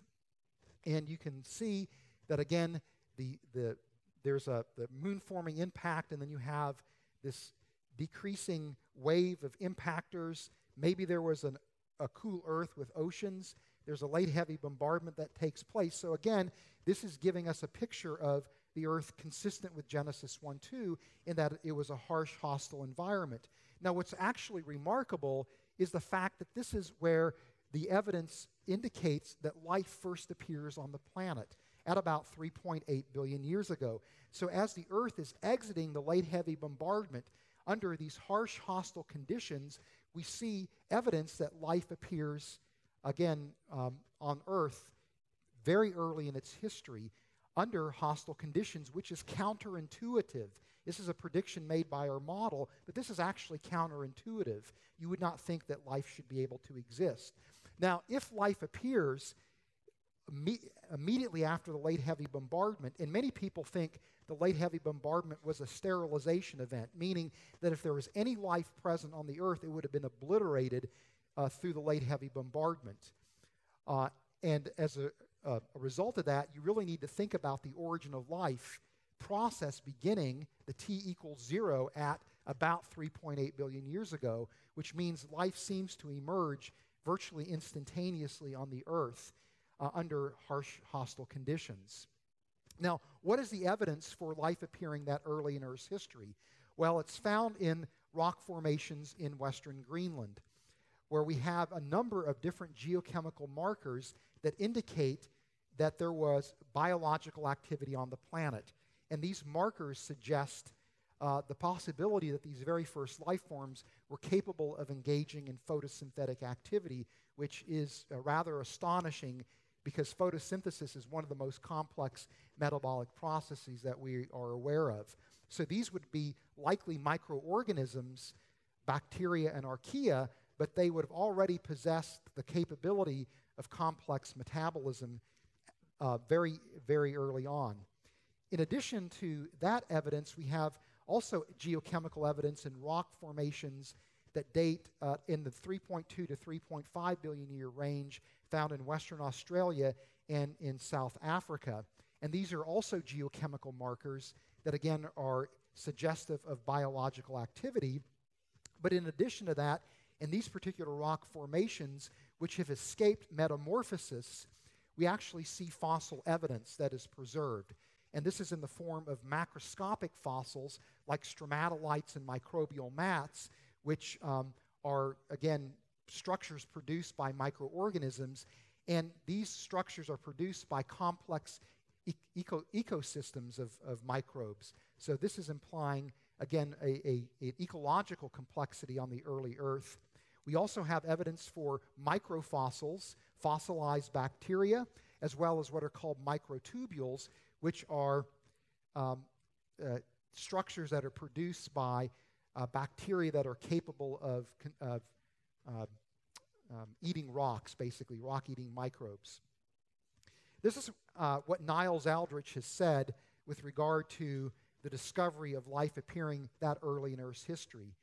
One of the most arresting facts I've ever learned is that life goes back as far in Earth's history as we can possibly trace it. In other words, in the very oldest rocks that stand a chance of showing signs of life, we find those signs, those vestiges of life. Life is intrinsic to the Earth. And so again, the idea that this is an arresting fact means that it's counterintuitive. It's not what you'd expect given the standard story for how life originates, but yet it's something that our creation model actually predicts. Now, in addition to recognizing the existence of microbial life on the early Earth, we can actually get some understanding from the geochemical and the fossil record as to what these very first life forms were like. And the geochemical markers that we see are consistent with a number of different types of metabolic processes, which includes not only photosynthesis, but methanogenesis, methanotrophism, sulfate reduction, and sulfur disproportionation. So it looks like there is a wide range of metabolic lifestyles that are present very early in Earth's history, suggesting, again, a complex ecosystem of microorganisms. In addition to that, just simple reason, if you understand anything about life and how biochemistry works, these organisms are going to have to be able to replicate. They're going to have to be able to produce cell walls and DNA and protein. They're going to have to be able to not only harvest energy, but again, produce building block materials. So these are going to be, by definition, complex metabolic entities. And in fact, this is what Bill Schaaf, one of the world's leading authorities in early life on Earth, has said about these very first organisms. In his book, The Cradle of Life, Bill Schaaf says this: "No one has publicly disagreed with my interpretation of the apex fossils." These would be a term used to describe the microfossils that are found in the rock formations in western Greenland. "Privately, some would prefer that I was mistaken, since they and I too would prefer a simpler evolutionary story, one that told us these oldest fossil organisms were capable only of primitive ways of living and that advanced metabolic lifestyles evolved much later. But the evidence seems strong, and what one might prefer shouldn't matter."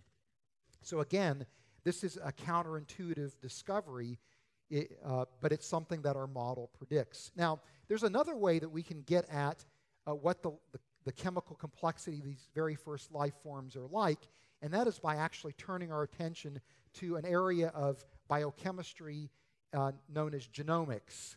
This is an area where the goal is to sequence the entire genetic makeup of an organism. That's referred to as its genome.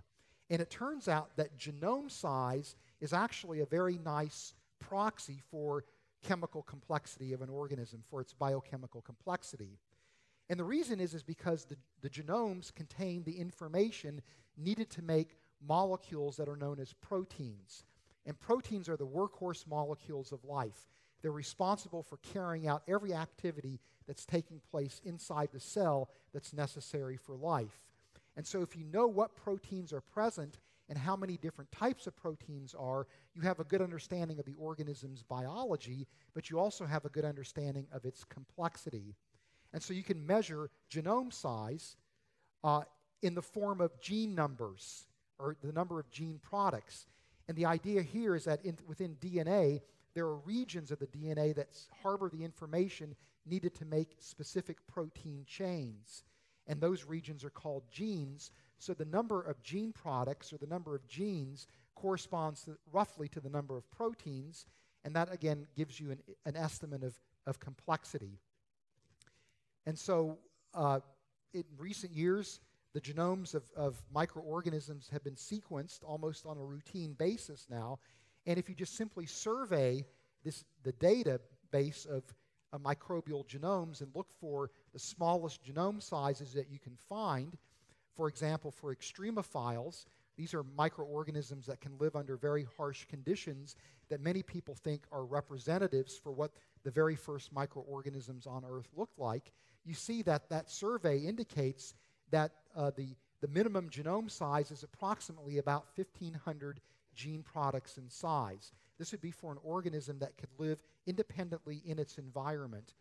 And again, that level of complexity corresponds to what we would infer the complexity to be from the geochemical and the fossil record. Photosynthetic bacteria very well may have been present on the early Earth. Again, the data seems to suggest that. And the minimum genome size for a photosynthetic microorganism is on the order of about 1,700 gene products.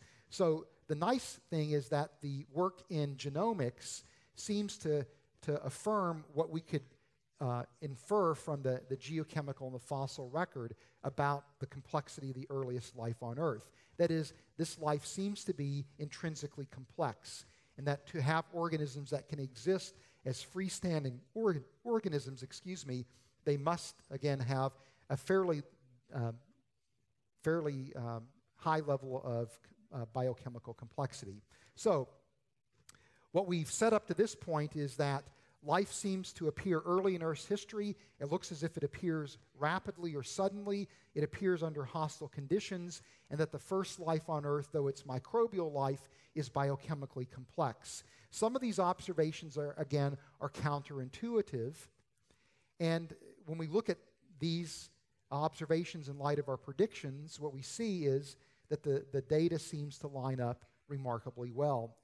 That, again, we predict that life appears early under hostile conditions, suddenly, that life in its minimal form is complex. We also predicted that life should show evidence for design. And this is what I want to talk about in the next few minutes, is the evidence for design that we see in biochemical systems. When I was a graduate student, I entered graduate school as an agnostic. I didn't know if God existed or not and really didn't care. And it was through studying biochemistry that I became convinced that there must be a creator. And this was in large measure because of the sophistication and the elegance of biochemical systems and the ingenuity in terms of how these systems were structured and how they function. And it was on that basis alone that I was convinced that there must be a mind that was behind everything. Well, in the last 30 years, there's been amazing advances in our understanding of life's chemistry, to the point where the case for design that we can make today is so much more robust. And we can actually take this intuition of design and formalize it into an argument for design after the work of William Paley and the watchmaker argument, where the defining features or characteristics that we now understand for biochemical systems are identical to those features that we would recognize as evidence for the work of a human designer. So in other words, when human beings design, when we create, when we invent, there's certain telltale signatures that are in those things that we produce that reflect the work of a mind. This was William Paley's point, where he argued that a watch and a rock are two very different things. A watch requires the work of a mind, a rock you can explain through the outworkings of natural processes. And the reason why you conclude a watch requires the work of a mind is it has certain properties that reflect that mind's activity. And this is true when we look at biochemical systems. The telltale hallmark features of biochemical systems are identical to what we would see as evidence for the work of a human designer. And so by analogy, we would argue that biochemical systems must be the product of a mind. And I'm going to illustrate that very quickly by looking at the information systems that we see inside the cell, DNA and proteins, which we've already talked about. Now, the way in which this, again, argument works is to point out that our common experience is that whenever we encounter information, we recognize that that information comes from the work of a mind. And so if we see information inside the cell, that again is suggestive of the work of a mind. And it's intriguing that in their essence, biochemical systems are information systems. And the two most prominent information molecules would be the nucleic acids like DNA and RNA and proteins. But it's not just merely the presence of DNA and RNA and proteins, information molecules, that to me suggest design and the work of an intelligent agent. It's how these systems are structured and how they function.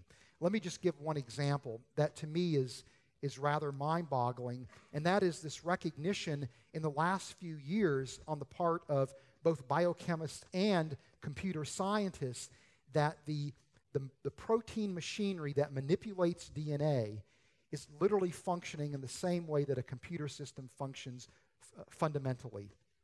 And to appreciate this, we need to consider the work of the British mathematician Alan Turing, who suddenly has become a household name thanks to the movie The Imitation Game, describing Turing's work during World War II, cracking the German Enigma code.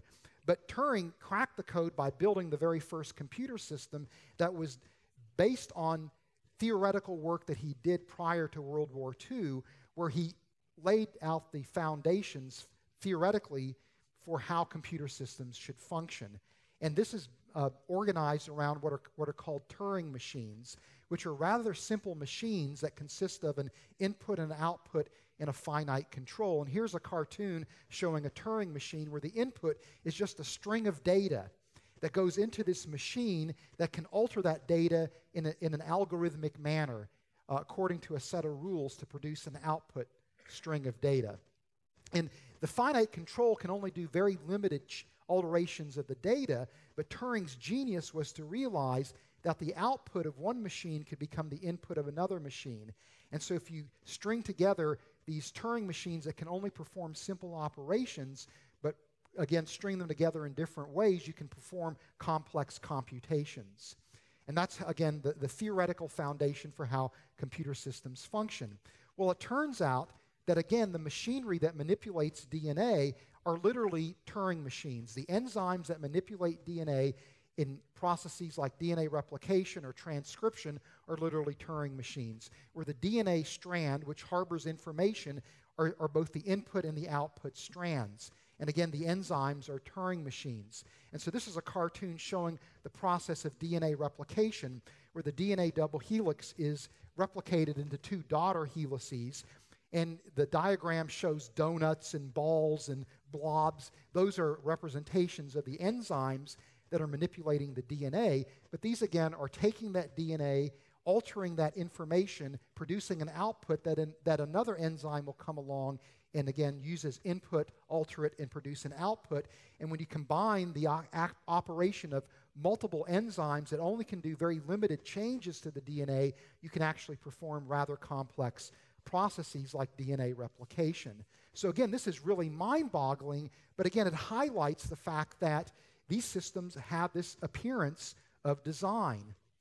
Now, something else real quickly, I'm running out of time, but just in the next few minutes, another feature of the cell's chemical systems is that they are built around codes.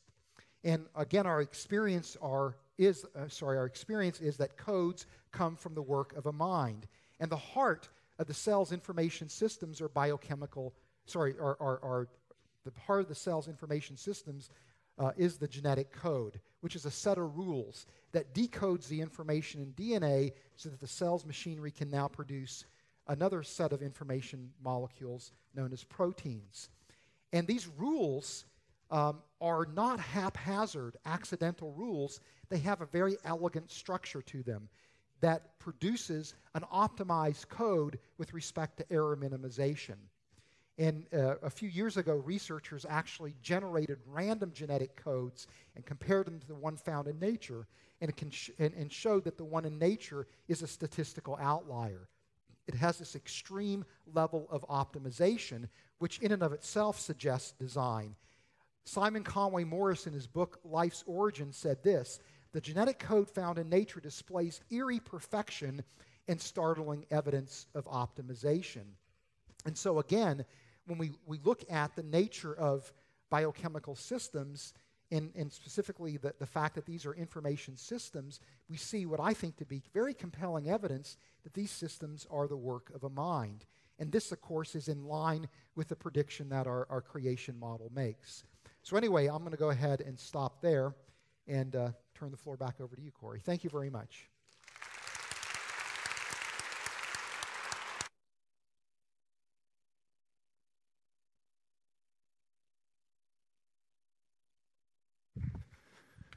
Okay, well, this is the time where the fireworks begin and we start to raise objections. It's an opportunity for us to raise questions, ask for clarification.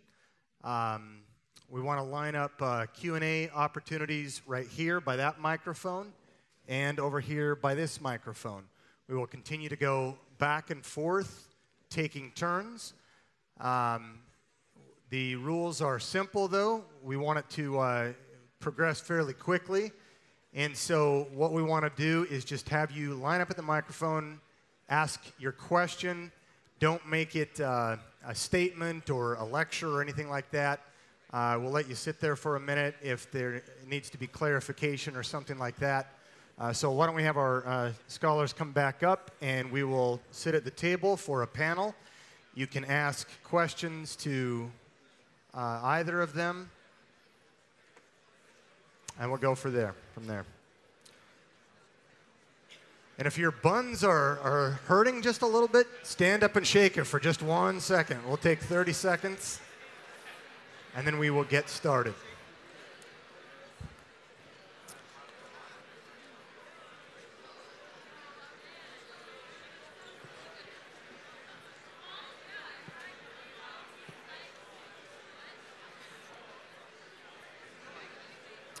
Okay, let's go ahead and have a seat again. Buns are just fine now. Take it from me. Let's go ahead and have a seat. We've got 2 lines forming right now. Some open spaces over here. We're going to start with this side. And let me just reiterate, we've got mic bouncers by both mics, and we'll shut the mic off if it ends up being you giving the scholars a lecture. So we want a spirited dialogue here. We want you to be able to raise objections, but we want to make it such that the people behind you get a chance as well.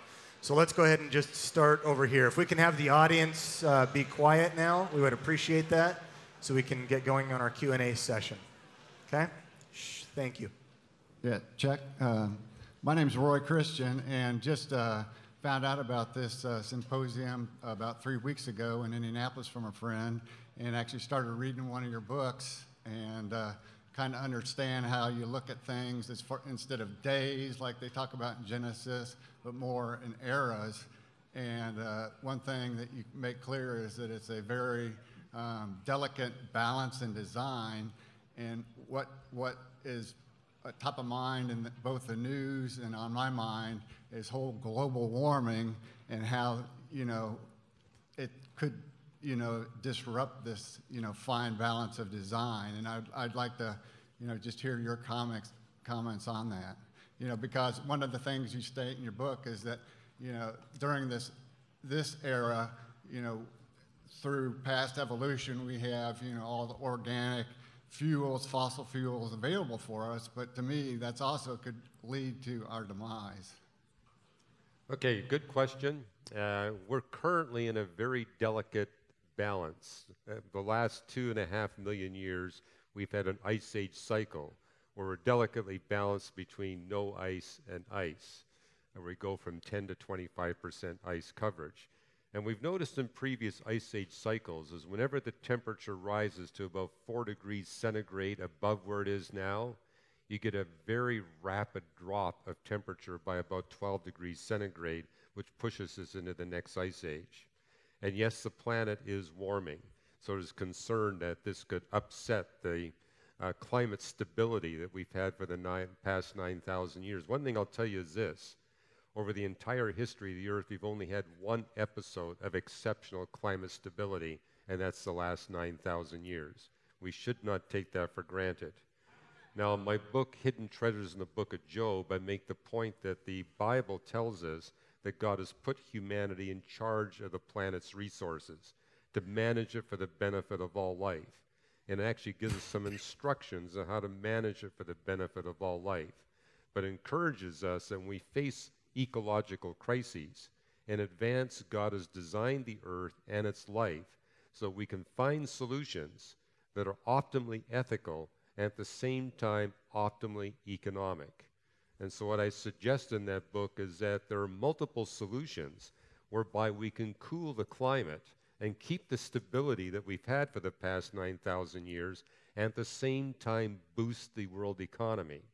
So one example would be to replant the Sahara and Gobi deserts. If we were to do that, that would provide income for those regions of the world and a food supply, and at the same time would soak up huge quantities of greenhouse gases.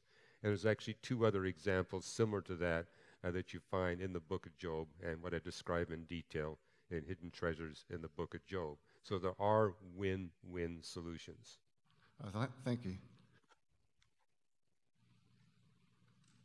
Okay, so I missed the very beginning of this, so I don't know if you talked about this, but I was wondering if you reject a literal creation account because, you know, there only being days in between the different portions of creation, and you guys saying that the universe is like 14 billion years old and that life appeared around 4 billion years ago, and if you reject the timing of the Mosaic creation account, why do you reject that and not some of the other portions of it that you talked about up on the screen?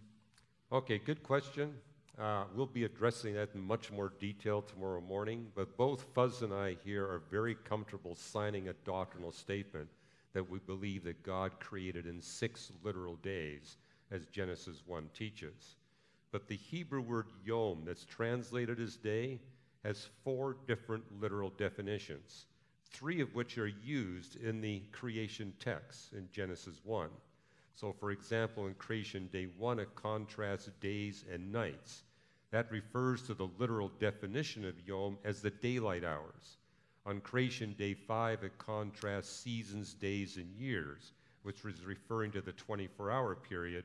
And in Genesis 2:4, it uses the word yom, translated day, to refer to the entire creation week, which is a reference to the literal definition of yom as a long period of time. And in biblical Hebrew, the only word you have for a long period of time is the word yom. In other words, Moses had no other way to describe 6 consecutive long periods of time except to use the word yom. Now, at age 17, when reading Genesis for the first time, I'm concluded that these days must be 6 consecutive long periods of time. Number 1, there's no evening and morning for the 7th day.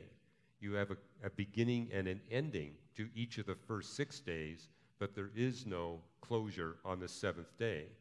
And in Psalm 95, John 5, and Hebrews 4, it tells us we're still in God's 7th day. And we're told in Romans that that day will not end until evil is conquered and removed. And so the 7th day, therefore, must be a long time period. And notice in Genesis 1, the human male and the human female are both made on day 6. Yet in Genesis 2, we have a significant passage of time between the creation of Adam and the creation of Eve, where, for example, Adam sees the trees grow. He tends the garden. He names all the birds and mammals that are there with him in the Garden of Eden. He becomes lonely.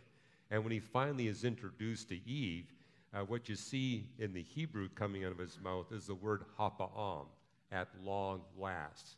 Now, if the sixth day is a long period of time, and the seventh day is a long period of time, the grammatical structure of Genesis 1 tells you all the days must be long periods of time, and therefore there's no contradiction between what Genesis teaches and what we find for the age of the earth and the age of the universe in science. On the other hand, we both agree with our younger creationist friends that Adam and Eve were created just thousands of years ago. Not millions of years ago, but just a few tens of thousands of years ago. So that would be the last of God's creation activities before he rests from his work of creation. But you'll hear more about this tomorrow. Hi. So I'd like to address something that I've challenged over every time I think about intelligent design. It's your probability argument. It's something, it's awe-inspiring that we're here today, that the probability that the universe was created and the way in which we find it and all the life aspects are come together today. It's awe-inspiring. It's also awe-inspiring that I'm here and not at the bar. So...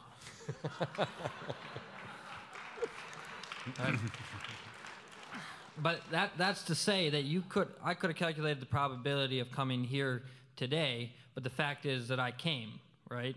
The fact is that the universe is how it is, and it does exist, and it's awe-inspiring that it does exist. But I'm hoping you've addressed the counter-argument that how can you calculate the probability of something happening that's already happened and use that as an argument?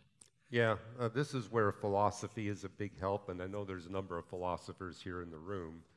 Richard Swinburne dealt with this more than 20 years ago because a number of astronomers were saying, well, of course we're here. We wouldn't be here unless the universe was designed the way it was. And what Richard Swinburne came up with was an analogy to expose the philosophical flaw. And he says, supposing you've been condemned to death, and you're going to be put before a firing squad. And there's 12 men there with high-powered rifles with telescopic sights that have all been told to pull the trigger and kill you. And they do. But you survive the event. And you look out at those 12 men and says, well, of course I survived because they all missed.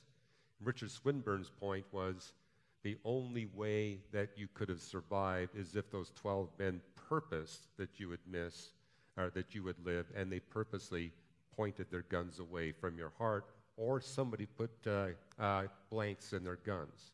The only rational explanation is somebody purposed that they would indeed survive the event. Likewise, he says, when you see this incredible evidence for fine-tuning design in the universe, in our galaxy and solar system, the only rational conclusion is somebody beyond the universe must have wanted us to live. All right. Hello. All right. Awesome. All right. So I think most atheists would agree with what you said about the probability. I feel like I think Victor Stinger, I guess, argued with you about the probability a little bit, but I think the linchpin in the atheist argument is multiverse theory. I was curious why you didn't mention that. Yes. My colleague Jeff Swierink has actually written a whole book called Who's Afraid of the Multiverse? And you'll find about a 7-page summary in my book, More Than a Theory. And let me just say at the first that the multiverse explains too much. By the way, back in the 1980s, I predicted that eventually the evidence for fine-tuning would become so overwhelming that atheists would have nowhere else to go but to propose a multiverse. If you haven't heard the thing, it's the idea that there's an infinite number of universes. Where all the universes are different even in terms of the laws of physics. And so they would argue that all these amazing features that make life possible are simply a result of the fact there's an infinite number of universes where one of them, by pure chance, would have the characteristics that would make life possible. The problem is that would explain away any intelligent design. So, for example, I could argue that those research papers I put up there are not the products of the minds of Stephen Hawking and Roger Penrose and Alexander Blinken, etc. They're the product of the multiverse. Because of the multiverse, you would have an infinite number of universes with an infinite number of planets just like Earth, with infinite number of trees that would be shedding bark, where that bark would look like pages of paper with random markings on it, and with an infinite number of universes, you're going to have all the markings that show up on those pages. They didn't come from the mind of Stephen Hawking. The multiverse did it. And so what you're doing is you're exposing that these physicists who are appealing to a multiverse are being philosophically inconsistent. Now, a lot of people will make the comment that the multiverse is not testable, and therefore it's not science, because we can't have any way to observe these other universes. But here's a way it is testable. Supposing I had a coin here, and I flip it 1,000,000 consecutive times, and it comes up heads all 1,000,000 times. You could appeal to the multiverse and say, what if there's an infinite number of coins being flipped? Then by pure chance, one of them would come up with 1,000,000 consecutive heads. But before betting tails, I would suggest it be wise to look at both sides of the coin. We can do that with the universe. We can choose to examine the universe in more detail in the next week or month than we've examined it so far. And if in examining it more detail, we see the evidence for design is increasing rather than decreasing, then that's a strike against the atheistic version of the multiverse. But hey, you can read the material they have on it for more background. Thanks. Fine. Hi, I had a question about your biblical model of creation. You pointed to a lot of places where what the Bible says could be consistent with what science has already said, and use that as support for sort of what the Bible says, but you left out a lot of claims that the Bible makes that aren't consistent. For example, in the psalm you presented, it says the earth is fixed in its foundation, which we know it isn't. So if you're going to take the second half of that verse literally, why not the first half? Same with the order of creation in Genesis, with the astronomical objects created before the earth, with birds created before land animals, things like that that aren't compatible with science. Yeah, well, let me address the issue about Psalm 104, and then I'll let Hugh answer the question about Genesis 1. The point would be that we're interpreting the passages, again, in their immediate context using the best biblical interpretive methods. And so Psalm 104 is Hebrew poetry, which means there's going to be metaphorical language and hyperbole and things like that. But it doesn't mean that there's not truth or reality that's being depicted enshrouded in the literary devices that are part of poetry. And so when it says that the earth is fixed on its foundations, it will never be moved, that clearly is a poetic description. But I think it's reasonable to say, well, it's talking again about the rocky portion, and then you covered it with a garment like the ocean. So yes, indeed, it is poetic, but there's again hyperbole and metaphor and things like that that are being used as part of the literary device. And so the trick is then to tease out from that what is metaphor versus what is being communicated as, again, fact or reality. And so I don't think the idea that the rocky portion of the planet is established first, followed by the oceans as a secondary feature, is inconsistent with what the passage is saying, or that I'm being selective in that interpretation. I think it's, again, extracting meaning from the poetic text. And by the way, Job 38, 4 through 11 makes that same point. So it's consistent with two places in Scripture. Yeah, it was Galileo who said the biggest mistake you can make in Bible interpretation is to get the wrong frame of reference or the wrong point of view. That's step one of the scientific method. Don't interpret until you establish the point of view. And the texts that speak about the earth being immovable are from the point of view of King David sitting on the earth. Since he's rotating at the same velocity as the foundations of the earth, from his point of view, the earth is immovable. Likewise, you go back to Genesis 1. Genesis 1:2, the Spirit of God is hovering over the surface of the waters of planet Earth. It's dark on the surface of the waters. It's giving us the account of the 6 creation days from the point of view of an observer on the surface of the waters of the earth, below the cloud layers, not above the cloud layers. And so what you see on creation day 1, let there be light. Notice the text doesn't say that God created the light or made the light. It says, let the light be. And this is when God transforms the atmosphere from being opaque, as it says in Job 38, he blanketed the clouds with darkness. That's an opaque cloud cover, and went from opaque to translucent. Light could pass through. Creation day 4, it says, let there be the great lights. Again, it's not creator made, let there be the great lights. Then it says, so that they may serve as signs to mark seasons, days, and years. And this is the first time creatures on the surface of the earth can actually see the positions of the sun, moon, and stars in the sky, because this is when the atmosphere goes from translucent to transparent. And what you notice is all the life mentioned before day 4 doesn't need to know where the sun, moon, and stars are in the sky.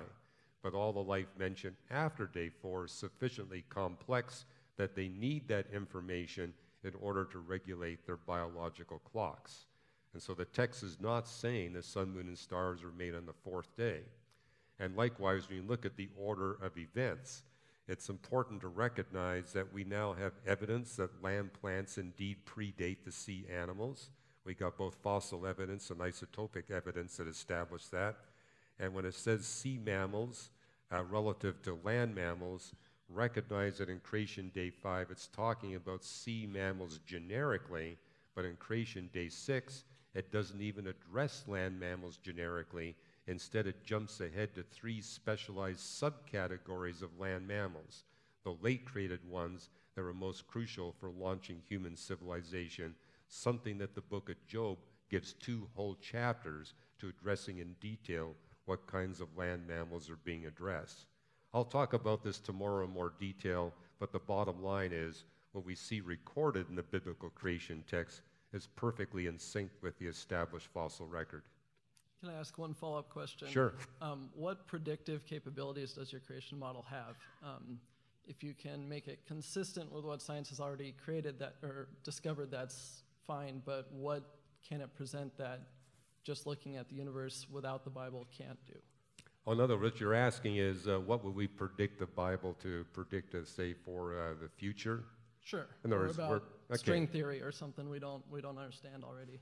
Yeah. Well, I mean, I think I was trying to give some points where we got theologians 800, 900 years ago looking at the Bible and saying this is teaching an expanded universe, a space-time beginning for the universe, constancy of physics. So there you got a clear-cut example where it's not hindsight, but it's foresight. I guess what you're asking is, do we have any scientific examples that would actually be relevant to the 20th and 21st century? I give several examples of that in Hidden Treasures in the book of Job. For example, Job 38 speaks about cosmic darkness and actually describes it as a substance, not simply the lack of light. And when I was an undergraduate, I was taught that, hey, it's just simply the lack of light. But now we know that darkness is a real substance, and actually there's something called exotic dark matter, which is 5 times more abundant than ordinary dark matter. And what you see in Job is that this darkness has locations. And we now realize the locations of this dark stuff actually plays a critical role in making life possible. For example, if you want to stabilize the spiral structure of our galaxy for billions of years, it does require that darkness be of a certain quantity in certain locations to make that happen. So that's a more modern example. But aren't you reading that into the text? I mean, no one said that before we discovered dark matter.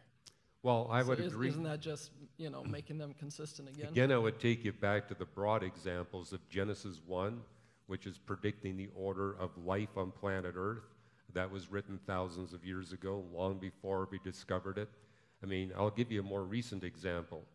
Even 4 years ago, when I was debating Michael Shermer, he was making the point the Bible got it wrong because we know sea animals come before land plants. My response at that time is, let's wait and see, because after all, land or plant fossils are not going to be preserved as easily as the bones and shells of animals. and therefore it's going to be much more challenging to find ancient fossils of land plants than finding much later fossils of sea mammals. But notice what happened in 2011. This was 3 years after I had that debate with Michael Shermer. They actually found fossil evidence, isotope evidence, and fossil evidence that established that land plants were just as abundant on the continental land masses for 600 million years previous to the Cambrian explosion as 600 million years thereafter. Therefore, I think we really do have significant examples of the Bible with foresight. I would also say that the Bible is far more voluminous in predicting future human history than it is future scientific history. I mean, I can count maybe 200 or 300 places in the Bible where it predicted future scientific discoveries, but there's really thousands of places where the Bible predicted future historical events. And there's still several hundred that have yet to be fulfilled. So even in my lifetime, I can give you evidences of where certain things predicted, for example, about the second rebirth of the nation of Israel really did take place as Ezekiel had predicted them thousands of years ago. Thank you. By the way, one other thing you can get, I did do a debate with Tim Callahan of the Skeptic Society on whether or not the Bible has predictive power. So there you can listen to a 2.5-hour debate on the very question that you asked. And that's a downloadable MP3 from our website. Thanks. Sure. Hi, thank you all for coming, first off. This has been a really cool presentation. My question is, do like current population models indicate that it is possible that one man and one woman started the entire human race? Or is it against that where, you know, this group of people grew up in this landmass and then this group of people grew up at the same time and then eventually we have the Earth as we have it today? Yeah, tomorrow my lecture is going to be specifically on that very question. But the long and the short answer is looking at genetic variability for people around the world using two special types of genetic markers, mitochondrial DNA and Y chromosomal DNA, looks as if, with regard to mitochondrial DNA, that every person on the planet traces an origin back to an ancestral sequence of mitochondrial DNA that anthropologists interpret as being a single female individual. And with regard to the Y chromosome, every male on the planet traces an origin back to a single ancestral sequence that, again, is interpreted as being a single male individual. The latest work actually places the time for what's referred to as mitochondrial Eve and Y chromosomal Adam at essentially the same point in time. And so that's extremely provocative. Now, evolutionary biologists would argue that the mitochondrial Eve and Y chromosomal Adam can't be understood as the biblical Eve and biblical Adam because they argue that there were populations of humans and that there were many Eves and many Adams, that the other Eves' lineages died out and the other Adams' lineages died out. That's how evolutionary biologists interpret this. But what I'll point out tomorrow in some detail is that, first of all, when that data is being viewed from an evolutionary framework, by definition there has to be a population. And that's essentially an embodiment of how evolutionary biologists view the mechanism of evolution happening, namely that it's a population-level phenomena, that individuals don't evolve, populations evolve. So therefore, if you're looking at that data from an evolutionary framework, you have to posit that there were many Eves and Adams because it's nonsensical in an evolutionary framework to say otherwise. So that's a theory-laden interpretation, if you will. Now, the other people would argue that there are these genetic models, mathematical models that relate genetic variability to mutation rate and effective population size. And by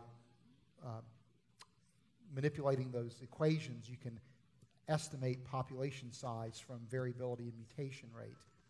And they argue that when you do those calculations, you wind up with population sizes that are several thousand, not a pair of individuals.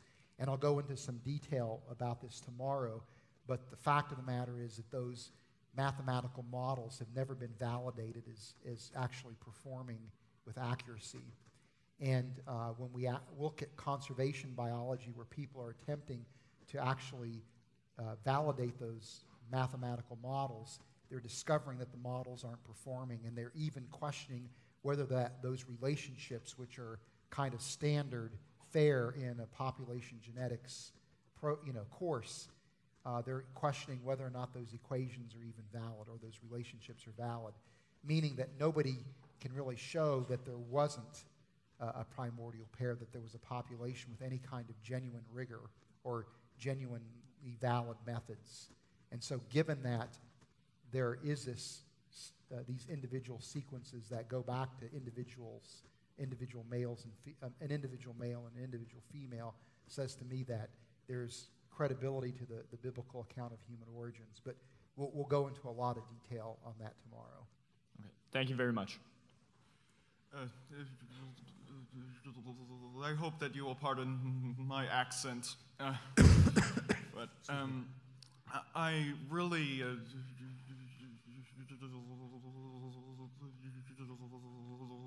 appreciated some of the remarks you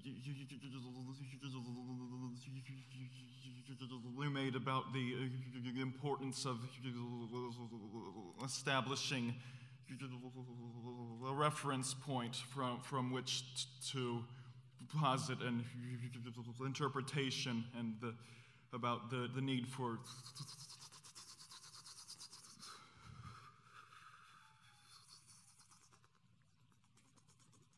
philosophical consistency.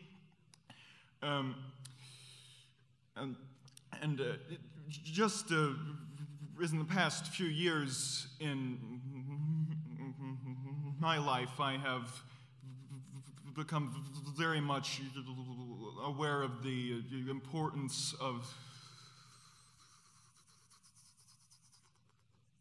philosophy in science, and it has caused very much a seismic shift in my way of looking at things. So I was wondering,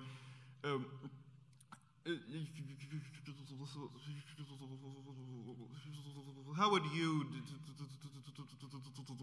describe your philosophy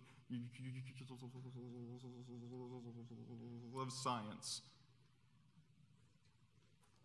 Well, as you know, the prevailing view for how science operates from a philosophical framework is methodological naturalism, which basically argues that when you engage in the scientific enterprise, you only seek mechanistic natural process explanations for the universe and phenomena within the universe. That, in a nutshell, it's sometimes referred to as provisional atheism or benchtop atheism. And as you can tell, neither Hugh or I ascribe to that view, because that view would limit the introduction of intelligent agency into a scientific framework, which we think actually makes the enterprise of science not about discovering truth, but about discovering natural process explanations, whether they exist or not. And so I think it actually limits the power of science to discover truth. But I don't think that methodological naturalism is completely bankrupt. So I actually like to adopt a view that I would call soft methodological naturalism, where I believe it's reasonable to start an investigation with an orientation towards finding some kind of mechanistic explanation, and then if the data or the evidence is pointing to the involvement of intelligent agency, to try to figure out how to incorporate that into the model. And from my perspective, that approach has a biblical precedent in the sense that we would understand that God has put in place providential processes that help sustain creation. And so we should expect to see process and mechanism as part of the natural order of things, and should strive to understand that as Christians. But we should be open to the fact that there very well may be places where, again, divine intervention has taken place, and that I think we can actually study it with the construct of science. Testable in this context that Genesis says that God created for 6 days and rested on the seventh day. Given that we're in the seventh day right now, methodological naturalism is exactly what we'd expect during the human era. But we can actually use that as a test, namely that if what the Bible is saying is correct about creation, we should be able to see a discontinuity between the human era and what preceded before the human era. During the human era, strictly naturalistic process, but before the human era, it'd be a combination of naturalistic process and supernatural intervention. And so we point to a number of books as where that discontinuity in science is quite evident, where we really do see a difference, particularly in the biological realm of what was going on, quote, the seventh day, the human era, as compared to what was taking place before we human beings showed up.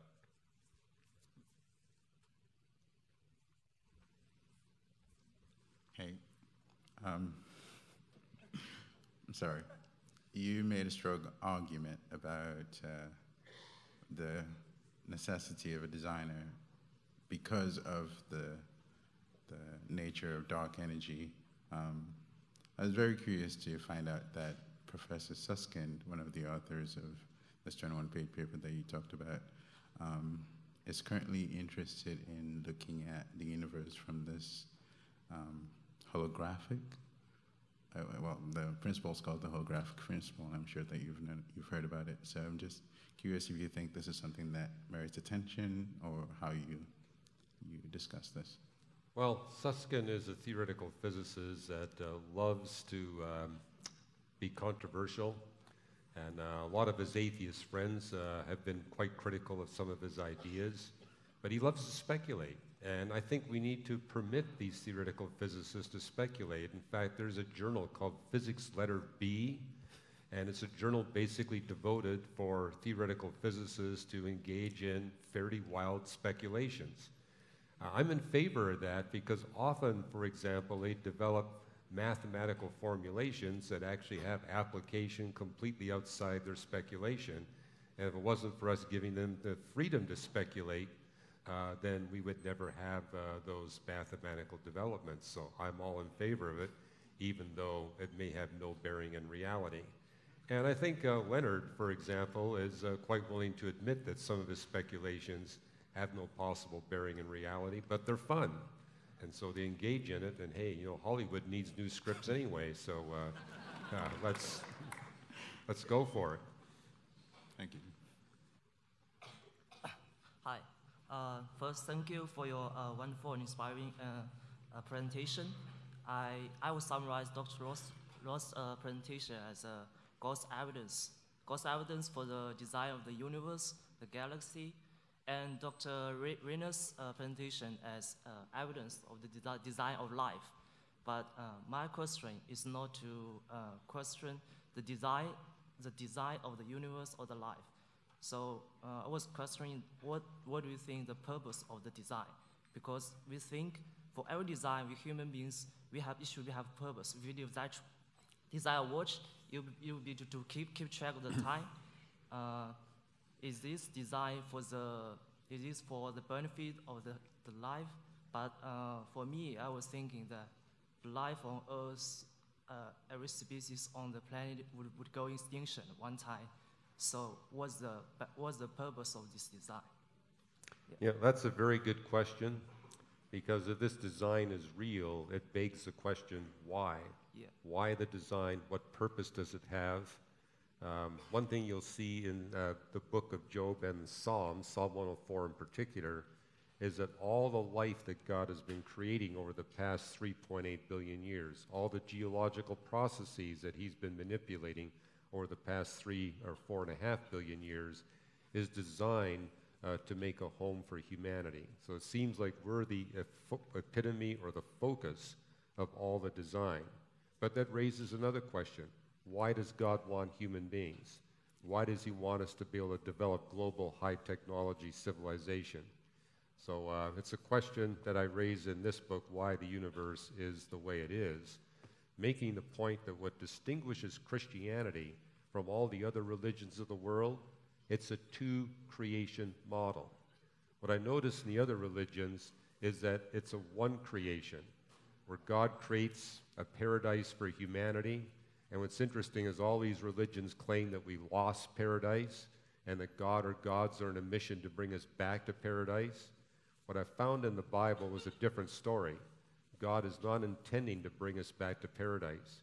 He wants to take us to a completely different realm with different physics, different dimensions. But it won't happen until evil is conquered and removed. In other words, the biblical position is God creates his universe and human beings to be a tool in his hand to eliminate all evil and suffering, while at the same time enhancing the free will freedom of human beings. And once that is accomplished, the universe will have fulfilled its purpose, and God replaces it with a brand new realm with different physics. Why? Because evil and suffering won't exist. You don't need gravity anymore. Don't need electromagnetism. Don't need the strong and weak nuclear force. You don't need length, width, height, and time. He can take us in a completely different realm. And if you want a fun exercise tonight, read the last 2 chapters of the Bible and see if you can figure out the new laws of physics and the new dimensionality of the new creation and what your life is going to be like there if you so choose to go. Thank you. Hello, my name is Austin, and I got a question for Dr. Fuz, if you may.